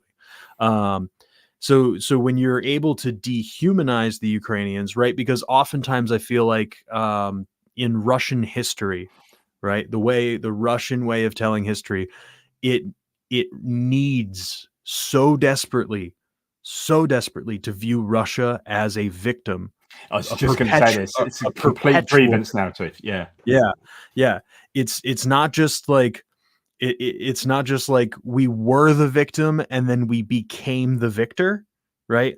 That is part of their national conscience, but it's really going back to the victim thing again, right? Because now they're starting to say, like, okay, we are victims of this again. We're victims of that. Over the course of history, we've been victims of this, and this, right? And however much of it might be true or not, right? Mostly not. We do see this sort of perpetuation of a victim of victimhood, right? Victim-based ideology that looks for revenge. Yeah, you see this politically though, and diplomatically, whereby rather than, I'm quite self-conscious and self-aware, and if I'm out on a night out, right, and my mates are like, I'm being a bit of a dick, and my mates are like, oh, you're being a bit of a dick, and then like everyone else is saying you're being, and then the police are saying, yeah, you're being, and then like, and the barman saying, yeah, mate, you need to pack that in, and I'm going to look around and say, oh, maybe I am a dick, like. Do you know what I mean? Whereas what Russia have done over the, like, I honestly, this is the right analogy, because Russia over the course of the war have been like, okay, we've done this. Oh, they didn't like that. Oh, they didn't like that. Oh, they didn't like that. Oh, they didn't like that. Oh, they didn't like that. UN, US, blah blah blah, and even China, like, don't use nukes. And then, you know, but not at one stage did they go, oh, maybe I'm a dick. Russia just go, oh, I told you they're all against us. It's all of you. Yeah. And that plays into their isolationist kind of victim narrative, whereby they're like, of course they're going to say that because they're always against Russia. Everyone, the barman's always going to tell me that. And, you know, and we've got no mates. Screw the lot of you. And that's like Russia's like total grievance narrative. Anyway. No, absolutely. I think if you take a look at Russian, like I watch Russian Media Monitor, Julia Davis. I Mm, follow her content all the time. mm. It's very interesting how the Russian media is able to set up a room of people to disagree with each other, um, but still agree with each other at the end of it. It's they are all disagreeing about how to agree, Yeah, which I as find long as the is US are very to interesting. blame, or Britain are to blame, or France are to blame, then like we can have all these different routes to there, but the end result is, yeah, you all On to hate us. Lisbon. Yeah. Yeah, yeah. Yeah. So the March on Lisbon and all of their great fantasies are perpetuated right out of that victimhood ideology. And I mean we could go way deeper into like Dugin and stuff like that, and sort of like how he sees this as like a civilizational clash that's happening here, and that there are perpetual civilizations and then there are nation states that are not civilizations, right? And there's this sort of like pseudo historical, almost bordering on like only philosophy in some kind of way. It's deranged, honestly, is what it is, what comes out of Alexander Dugin's mouth. But Mm, I think that sort of ideology that underpins all of this is that like it reinforces the victimhood, it reinforces the isolation, right? Multipolarism reinforces mm, isolationist states. And what you also see with that is when you start to frame it in terms of eternal civilizations, right? Then it becomes this perpetuation throughout all of history of the victimhood story, right? mm. And this need for a national story to be told for Russia is very interesting.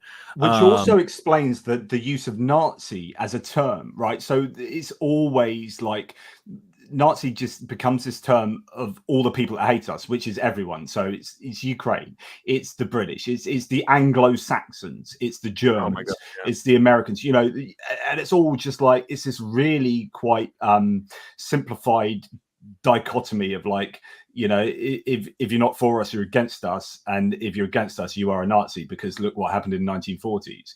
And that it's that simple. Often, I mean, we can add all sorts of complexities Yeah. to this, but it really is fairly simple. And I think to tie this back into our drone pilots here, right? That's the Hmm. kind of rhetoric and the kind of language that they're using all the time, right? They're calling the Ukrainians Nazis in their posts every now and again, and I think it's I think it's ironic. Yeah, the eternal Anglo-Saxons. Yeah, whenever they use Anglo-Saxon as an insult, I find that very funny.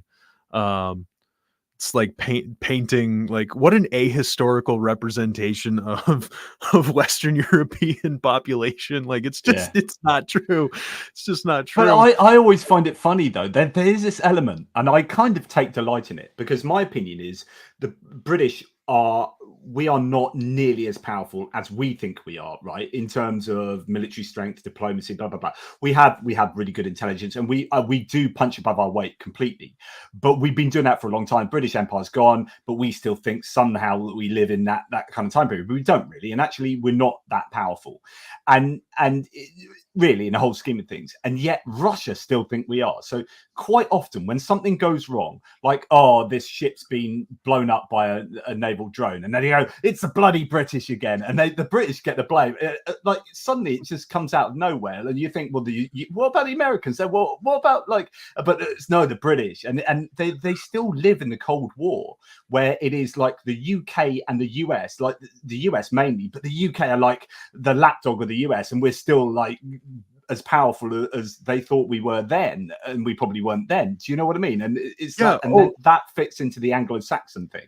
I think it even goes back deeper than just the Cold War. I think we get into like great game competition here Yeah, from the late 19th century, yeah, yeah, yeah. and that holdover from like, and when I say like neo-Russian imperialism, right, like Crimean that's War and exactly blah blah what's blah. going on here, right? They're still thinking about, you know, the black, white, and yellow flag. I mean, you see Russian units wear patches, morale patches, or have vehicles with the Russian imperial flag on it. So that legacy is not lost on them, right? Um, Paul Gilbert says, when I lived in Russia in the 90s, I was amazed at the veneration of the Great Patriotic War. It's been ingrained in the Russian population since 1945. Yeah. Yeah, absolutely. Yeah. And that sort of, and you know, the the propaganda that goes into the creation of this idea of the Great Patriotic War and sort of the victim mentality, you see that there, right? When in reality, you know, we know that the participation of the Soviets in sort of the invasion of Poland in '39 was, you know, completely overlooked by any sort of Great Patriotic War examination of the conflict that somehow just all of a sudden started in Operation Barbarossa. What? Yeah, and the Ribbentrop Pact and all this. Like, Yeah. what happened to that? That doesn't seem to feature. But anyway, Yeah. so you were going to say, so if we sort of, I guess, meander to a close via some analysis of some of the perpetrators here, what were you going to say about? Yeah. The So this? we got two units that we can really like take a look at here. I think One that's of one of them them. is still perpetrating these crimes, the 205th Separate Cossack Motor Rifle Brigade. Now, this particular drone pilot that we'll talk about here, he is no longer with us. He met his end. That's him right there, Dmitry Ragulin. I believe it was a HIMARS or attack-em strike of some kind, some sort of rocket artillery found him and buried him several feet deep. And he was a friend of Mariupol to the Carpathians. And the reason I know that Svobodny Hudozhnik is his name, or as that translates to, it's kind of like and to get back to the stochastic terrorism, his name is sort of a joke. It's a pun, right? He's SVO, Special attached. Military Operation. Yeah. Yeah, Specjalny Wojenny Operacji, and he takes that and slaps that into the freedom, right? And so then you get into sort of like the ideology that this guy is operating under with his actions, right? You can see that in his name. So this sort of genocidal rhetoric that's being referred to here through a pun, he starts out, and this is actually kind of consistent among our other units that we've taken a look at. These guys are artillery reconnaissance, and Andrew had mentioned this last time when we had discussed here, and I wanted to do a little bit more deep dive on sort of what these units were. Now, the 205th is not new. Deutsche Welle, in their report on Beryaslav to the north of Kherson, they outline the 205th as being completely and totally complicit.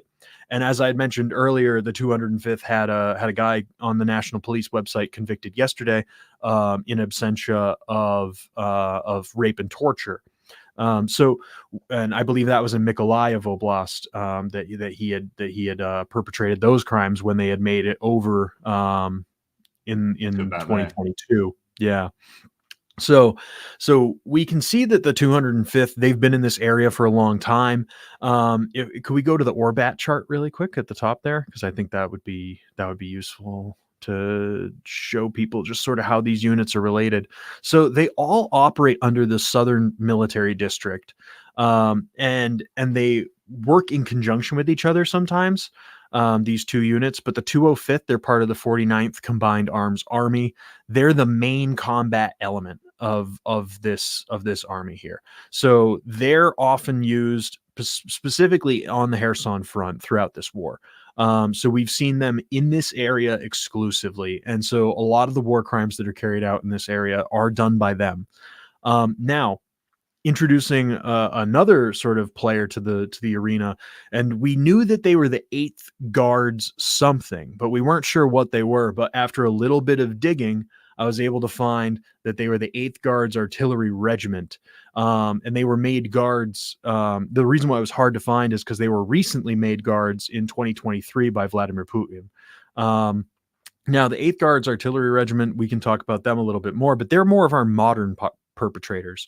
The 205th, we saw Ragulin and his cronies get blown up, but both of these units started out as artillery reconnaissance, right? So you're performing reconnaissance via drone and then equipping your drone with grenades. When you've performed your fire or called in your fire mission, right? You then have the ability to deliver some kinetic support as well, right? And another kinetic element of your spotting. So you think of it as a 1-2 punch, right? From a military perspective, purely, right? So it's useful. It's a useful tactic, right? And really common. It's standard operating procedure. That's how the Russians spot their artillery now. But what we see is sort of, and to Andrew's credit here, he used this word, they get bored, right?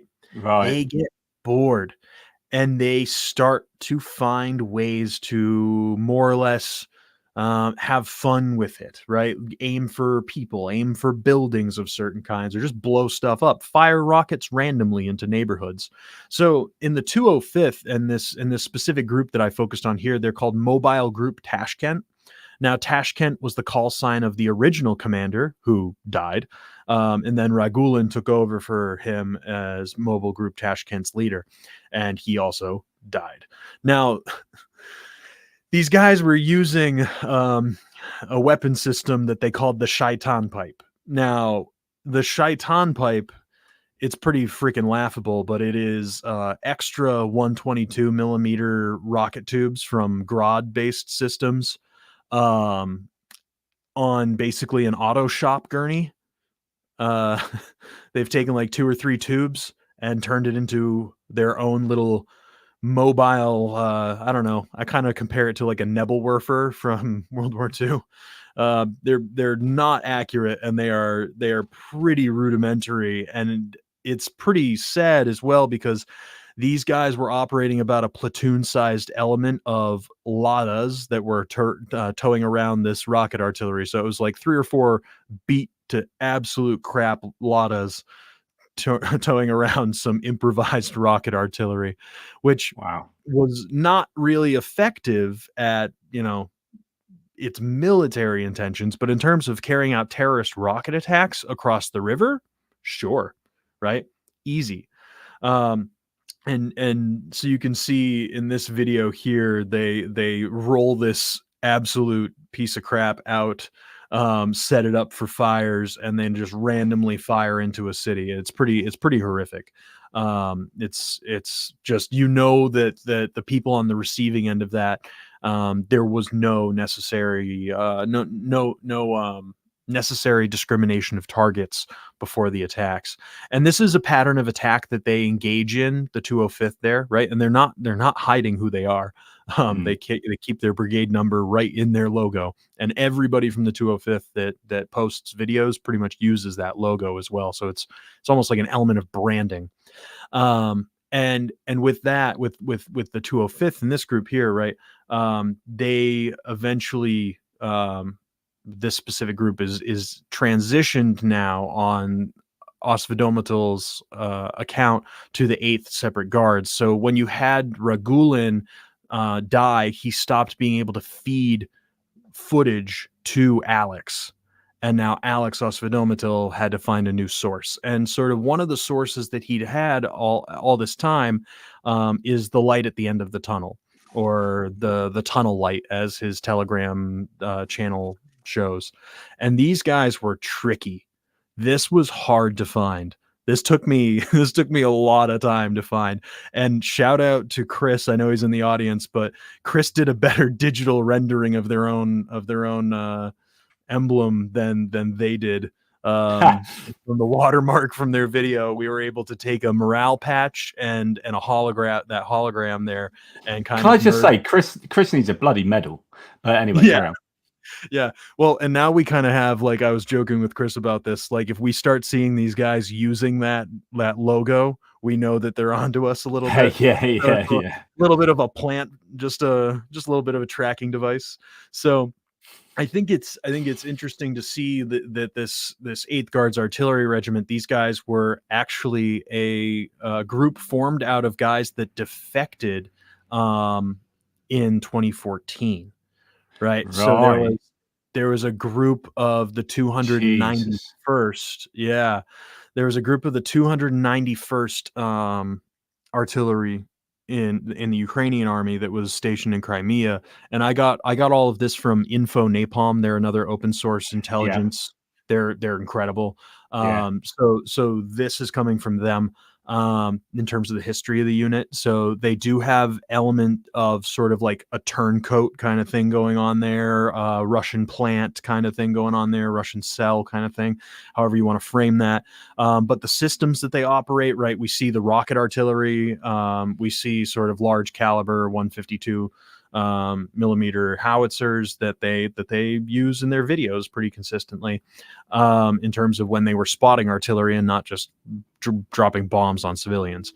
So this account has really sort of taken over as the main account that they post from on Alex's channel now.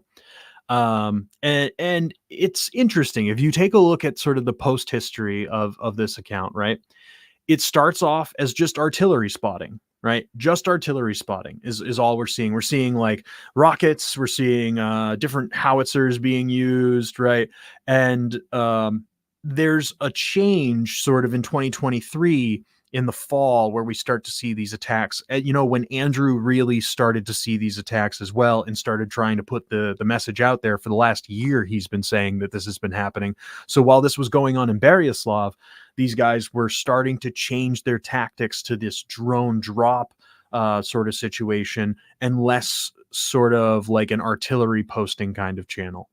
So we see kind of the types of posts go from, hey, big guns go boom, to we're murdering people now, which is a marked shift, right? But you can see that it sort of aligns with when Ragulin dies in March. Ragulin, as far as I can tell, died sometime in the first week of March, maybe between like the 7th and the 9th of March. And then his posts all end. Now, in terms of identifying people in this unit, they gave us one guy. They gave us one guy. I wasn't able to find much more on him because I didn't really look. That's going to be the third installment in this investigation. But what we see here is Christ, it's cringy, and it's actually what gave them away. Was a post, this little singer-songwriter performance here for International Women's Day. So their simping got them caught, I guess, in this case, as the kids would say it, caught simping. So no, in reality though, I think it's very fitting that they expose themselves in this kind of way. Just sort of not really thinking about operational security whatsoever. And by the way, you know, just to, I presume, I presume this is going to be part of what you're trying to do, and maybe this is what James from Why Ukraine is saying. This is massive. Like, when people are presently collecting evidence to piece together things for war crimes trials after the war, like, this is like what you are doing is genuinely investigating people who are carrying out genuine war crimes. And here is like A, B, C, D, E. There you go. This is who did this. This is how we know that they did it. And this is what they've done. And this is how many times they've done it. And all of these were freaking war crimes. And therefore, this guy is involved in war criminality. Yeah, absolutely. To that point, I made a point of looking up Ragulin a little bit, and he's not in any of the war criminal databases yet. So I think we might be able to add him. Additionally, I'd like to do a little more investigating on the 8th Guards and see what they have to offer here, right? We have Igor Sarukhanov as our one guy from the 8th Guards that's sort of been identified with a face and a name. Other than that, this account does not post people very much. I mean, you get this. I think this guy has posted 2 songs to the account over time, so there are more cringy guitar singer-songwriter posts, if you like, but you can see sort of what their typical posts were here. It was just posting artillery strikes. It's mostly just from the view of the gunner, so you're not really seeing what it's hitting necessarily either. So you see here it's a 2A36 OSINT, which is that's a big ass gun with some serious power behind it. So some heavy caliber artillery that these guys are using here, and it's all the same system. Now, I think it's important to see that shift. Right now, we take a look at those older posts, and now we take a look at their more recent posts. Right, so he's doing sort of the same thing here. The tunnel light is doing the same sort of thing that we saw coming out of Subodny Hudozhnik, or the things that we saw Alex Osvodomitel kind of posting here. Right, he himself posts stills of his attacks, and this is the newest sort of user interface from his drones that he's using now. They have this much updated sort of user interface, which is much more high tech than what anything he was using before or prior to this, which is concerning. But you can see this attack on two men ages 62 and 64 in Kandika on the 20th, right? In this, he tries to say, like, these are new soldiers that were dropped off in the battle zone. Now, if you watch the video, they are two old men, one of whom is already struggling to walk, right? And the other is leading him in. You can see the fella in the back is waddling, right? He's not a soldier, and these men are dressed in plain clothes, right? And then are stalked and attacked, right? So you can see the element of stalking there, right? The drone sits back, watches, observes, moves in, and attacks, right? So what you have there, that's a hunt, right? That's a hunt. So I think in terms of getting to some final conclusions here and final thoughts is, right, like, obviously I need to investigate the people much more. I need to investigate these perpetrators and get more names. I think there's more units. So one thing I'll say is, I know right now there's another drone group operating there. They're called Group Dnieper. So like the Russian version of Dnipro, right? The Dnieper River. So so that's what we're dealing with here. Is we're dealing with another drone group. So I think maybe they sent reinforcements to the area after Moses left for Kursk, because Moses hasn't come back. So it's, in terms of getting to what the future just to let holds. people who didn't watch your last video, Moses was like Magyar and Magyar's Birds. He's the most famous drone guy guru. I wouldn't say operator, because he's probably more interested in training and fundraising and innovating. But for the Russians, Moses was one of the most famous guys, and he was operating around Krinky. And then his where he was hanging out in a house in the Krinky area, that was struck.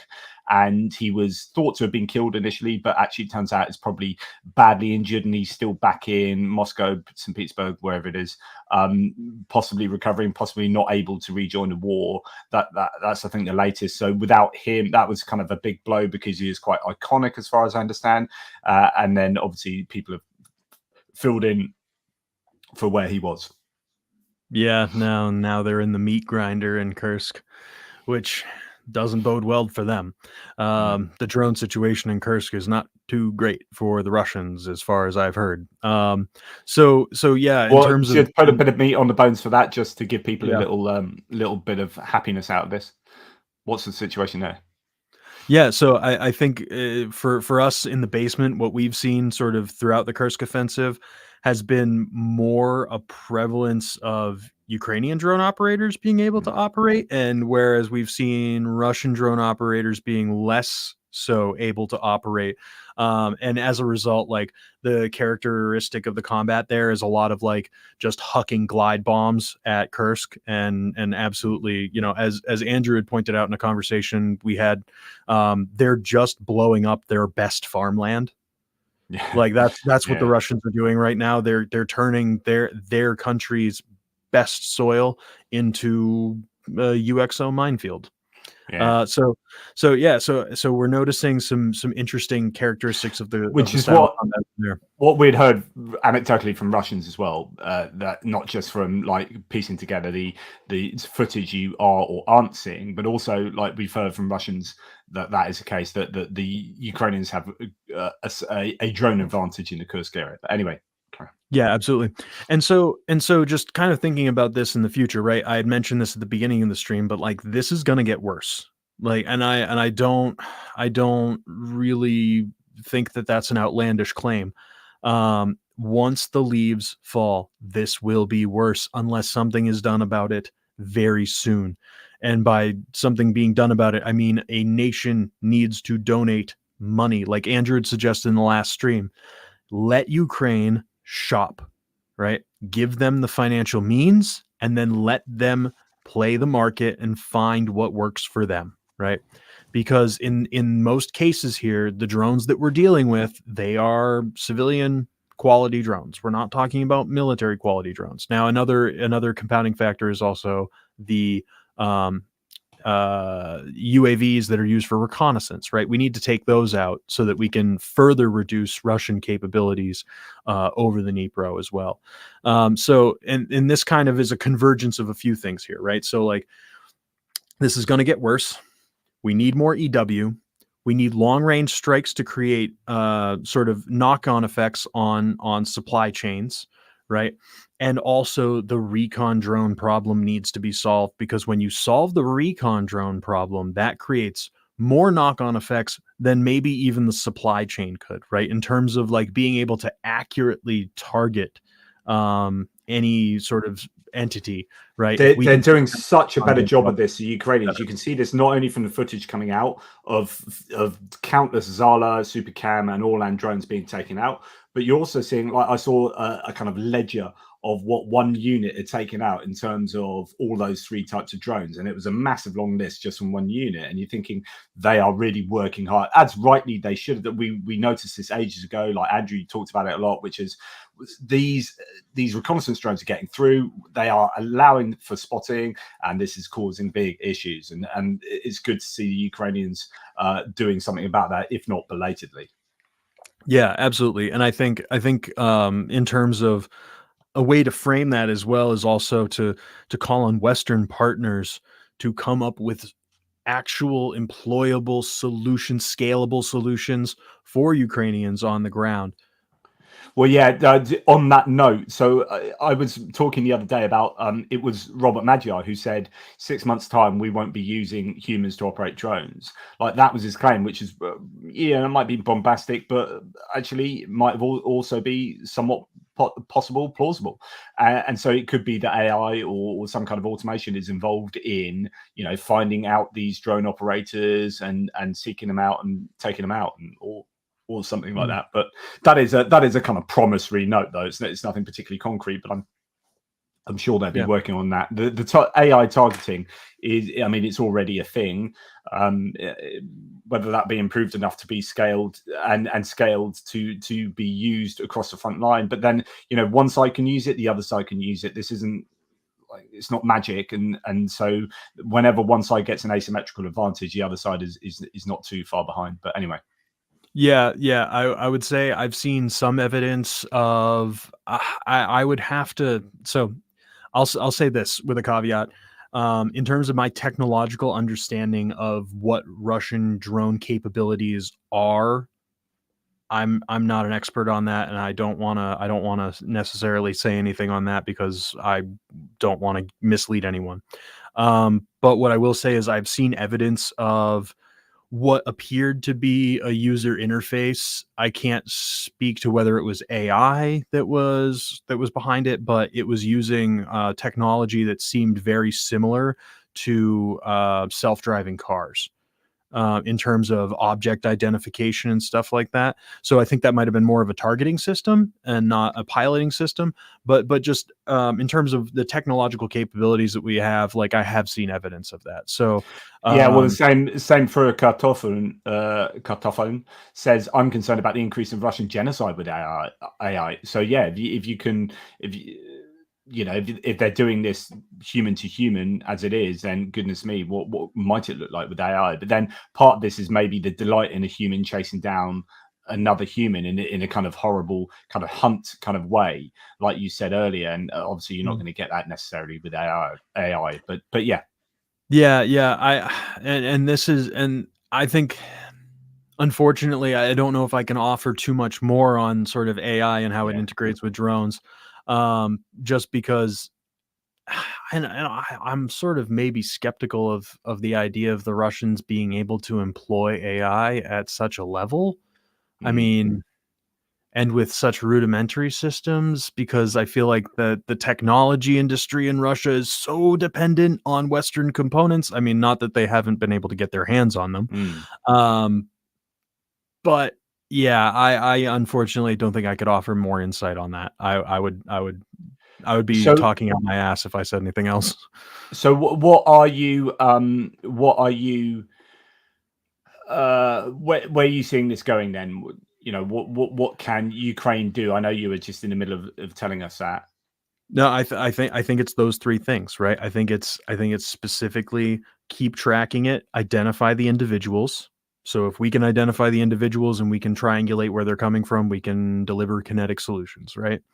The other one is logistics, right? Take out their logistics supply chain, because these guys, whether they like it or not, they are dependent on donated drones. So if those donated drones are not able to get to the front because Mm. railroad tracks are no longer functioning, because we know the Russian army is dependent on the rail system. If the rail system is destroyed, right, then that creates knock-on effects. If we also take out the Kherson government, occupational government, that's also something that could potentially be an avenue of ramification, because a lot of the drones that are donated to this group in particular are coming from Saldo, who is the occupational Mm. governor. He's depicted in delivering his systems by hand to these guys, so complicit in that way in terms of supplying the group. And then beyond sort of long range strikes, right, obviously, is dealing with the recon drone problem. And if you can deal with the recon drone problem, that alleviates a lot of other things for the Ukrainians and can allow for these systems to be taken out. One thing I have kind of thought about is, we're starting to see FPV on FPV Mm. strikes. So I'd be interested to see, like, if that ends up becoming a solution in the future. I don't know. I haven't seen any evidence of that in Kherson, but it would be interesting to That see if you that could imagine develops. AI having something to do with that. Like if a drone could identify what it was its own drones in a local area, if you could chip your drones with some kind of identifying feature, and then you just set it to like taking out any drone in the sky, just like send it up, go and do your thing, go and blow something up. I don't know. But I don't know what I'm really talking about. I want to go back to, and this is a digression, sorry, and Nope. I do need to wrap this up, but Yeah, only I love talking to you, Brendan, but I do I need to go to appreciate the it. little boy's room. My I got you. I MS. got When I need to go, I need to go. But I have wondered about trains for a long time. So you. I Yeah. am absolutely flabbergasted that the Ukrainians have not destroyed uh, train logistics. Not like a train line; you can fix trains easily, but something like a sizable station. X, Y, and Z. Really debilitate the Russian train network, take out bridges, etc., etc. And the only thing I can think of is that if they do that, the Russians will do that to the Ukrainians. And actually, if you do that to the Ukrainians and you hit that train line um, between Poland and Kiev, then you've got no more diplomats coming into Ukraine. Like the only thing I can think is that if we do that, they'll do that to us, and actually that might hurt us as much as it hurts them, and it opens up this can of worms. But Oh I yeah. don't know. No, I mean, yeah, we can go down a we could go down a rabbit hole here, because, like, honestly, you could think of it on a more on a smaller scale too, on like a more like tactical level, in terms of the Donbass, right? If we're taking a look at what's going on in Donetsk and looking at how Pokrovsk is tied into the rail system there as well, and actually how the Russians used the rail system in the Donbass initially as sort of like a means of advance, right? If you Mm. take a look back in sort of like the end of August there, or mid August, you could see sort of that rail line leading towards Pokrovsk through Novorodivka, being sort of the main axis of Russian advance. So like, rails are playing a much bigger role in this, and yeah, the destruction of rail, I think, if the Russians were to destroy the rail system connecting Pokrovsk to the rest of the rail network, we're talking about a disaster, right? We're talking about a collapse, which So the might question already is be underway. why actually it works both ways. So as you rightly say, the Russians haven't done that to the Ukrainians. Why Yeah, not? And it's yeah. because the Ukrainians will then do that back to the Russians, and then you've got a rail on rail destruction. And actually, probably both sides are like, that's in neither of our best interests. Like as much as the Russians use it, like Ukrainians use it in Ukraine, and the delivery of like yeah, so it's almost like, maybe, I don't know, it's complete speculation, but it's like an unwritten rule: don't hit our rail, we won't hit yours. There, Well, there of are the course. occasional, like, car, we've seen back in Ilovaisk, behind Donetsk city, throughout the war, a couple of times that junction's been hit with like big cargoes of fuel and stuff, but actually it hasn't happened nearly as much as I thought it would. Yeah, and there's been, and I will say, like in Donbass, there's been cities further back behind Pokrovsk as well that have also been, like Dobropilia, has been getting slammed this past week, and so those are all along major rail lines. Mm.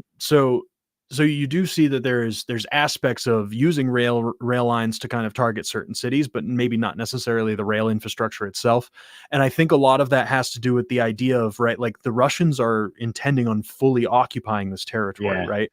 So why would I mean, the Russians do this with every city and then rebuild it, but Mm. I don't think the cash cow is necessarily there. Whereas like the Russian construction industry makes billions of dollars on destroying Ukrainian cities and then rebuilding them from the ground up.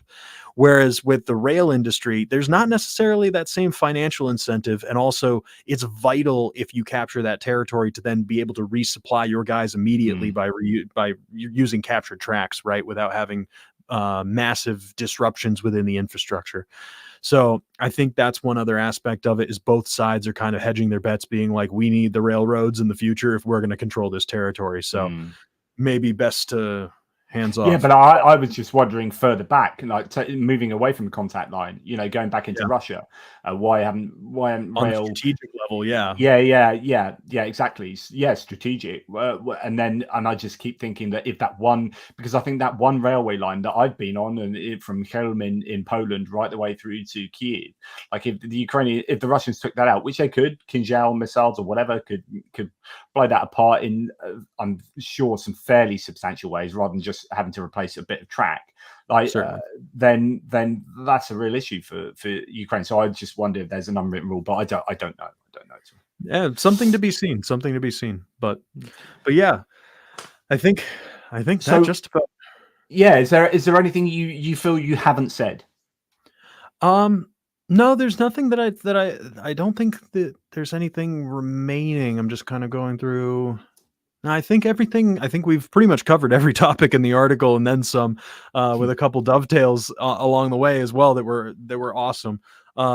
Thank you for this opportunity, as always. Like, I really enjoyed my first time on here, and this conversation. Like, it's always enlightening. We get into the details, we get into the weeds, and I really enjoy that. And being able to have this platform to really discuss the research, which can be nebulous, and then even to read the articles can be really difficult sometimes because of the nature of the content. So presenting it in this way is always a treat. So Well, I I'm appreciate it. going to, yeah, thank you. And I'm going to do some super chats to thank my audience for their support, and also a couple of comments to you. BTC Bandit, thank you very, very much for your super sticker. Super kind.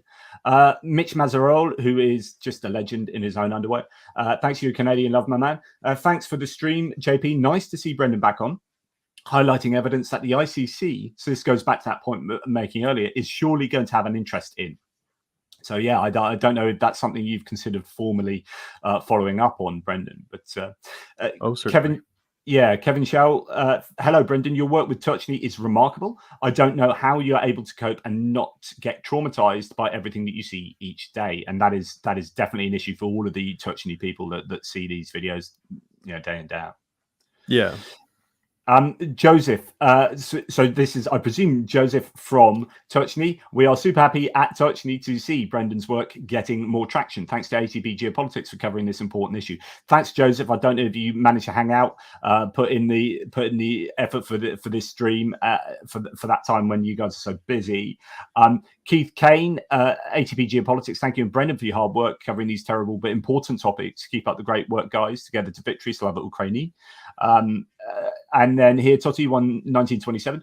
Brendan should be invited to major news outlets. This stuff is very important research, and he's a great storyteller. And that's really important. Like when I was writing for Only Sky, which has now been resurrected, so to speak, we were always about not just writing articles about this and about that and attacking this or defending that. It's about telling stories through our writing. And that's really important for any kind of communication, that when you have human elements and those connections and you're able to tell a story in that way, it often has more purchase on the reader. So it's really important. No, I'm very appreciative of that. Yeah, Chris J, as JP said, Russia's attitude, if we cannot have it, neither can you. This principle has applied to every Ukrainian town, village, and city that Russia don't consider important, even Kursk. Yeah, interesting. And thanks, Chris, for all your work, mate. Mark Moody, thank you for your super sticker. Really appreciate that, my man. Very cool. And finally, Richard, RJK Spinningwood, RJK Spinningwood says, fantastic work, Brendan. It's so important. What they are doing is literally terrorism, and the perpetrators should be labeled as terrorists as well as war criminals. In my writing, although I haven't done any writing really on Russia since the previous media site didn't get any funding and now it's been resurrected, but it's slightly different remit. So I probably won't be writing much on things like Russia, but I made an effort to call Putin, instead of President Putin, to call him the dictator Vladimir Putin, because I think it's correct to do so. Not just the kind of cheap, pejorative, like cheap trick. Actually, that's how he should be seen, because that is what he is. Like, democratically speaking, he is a dictator. And in the same way, I really appreciate it when not only do the Ukrainians do this, but people like Flash News and other outlets don't capitalize Russia and Putin in their pieces or in their tweets. I find that that is a little bit of a dig, right? But I'm cool with that. I think that is like, yeah, I don't blame you for that, because these guys do not deserve capitalization, like what they're doing. So I don't mind that approach at all. But certainly they are terrorists, and we shouldn't be afraid to call them that. And that state terrorism should be something that they are labeled with. And supporters of state terrorism with regard to Iran and other there was some some Hezbollah underground thing was found with a load of Russian like RPG stuff and ATGMs and whatnot. So I think we should call Russia for who they are. Oh yeah, Hezbollah uses Cornet missiles like nobody else. Yeah. So terrorist, dictator. And decapitalizing, I'm cool, lowercasing. I'm cool with all that. Anyway, thank you all you guys in the live chat. Really appreciate that. Thank you very much for those people who supported the channel with your donations. That allows me to keep going and do this important work. And I think this is important because not what I'm doing is important. What Brendan is doing is super important in doing the hard graft of assimilating. Collecting, aggregating, assimilating, synthesizing, interpreting all of this data and presenting it to the wider world. And who knows, at some point, maybe the ICC might get a hold of some of this so that people are held accountable for the terrible things that they do. Final words, Brendan. Thank you to the ATP audience and anyone that left a comment or a question. Jonathan, thank you for having me on here. I'm going to keep following this issue. I'm going to do a third follow-up report on this in a couple weeks. I want to kind of see how the situation develops from this sort of like horrific point that we're at right now, and to see if like, does it improve? I mean, we can't even get into that kind of craziness, but I really hope that someday I would very much like to be in The Hague, with the conviction. Absolutely. And good luck to you, mate. The last thing I'm going to say, Cheryl Whiteley says, Cowlan Robertson was tracked and chased by a drone in Kherson just this week. He's a film producer. How about collaboration? So that could be a case of reaching out to him and seeing if you can. He produced John Sweeney's film Eastern Front, which is an excellent film that you can get through Bylines TV there. So interesting. So that might be one for Brendan to follow up on. Anyway, thanks, guys. Brendan, stay on the line. Cheers, everybody. You take care, y'all, and I'll speak to you relatively soon, no doubts.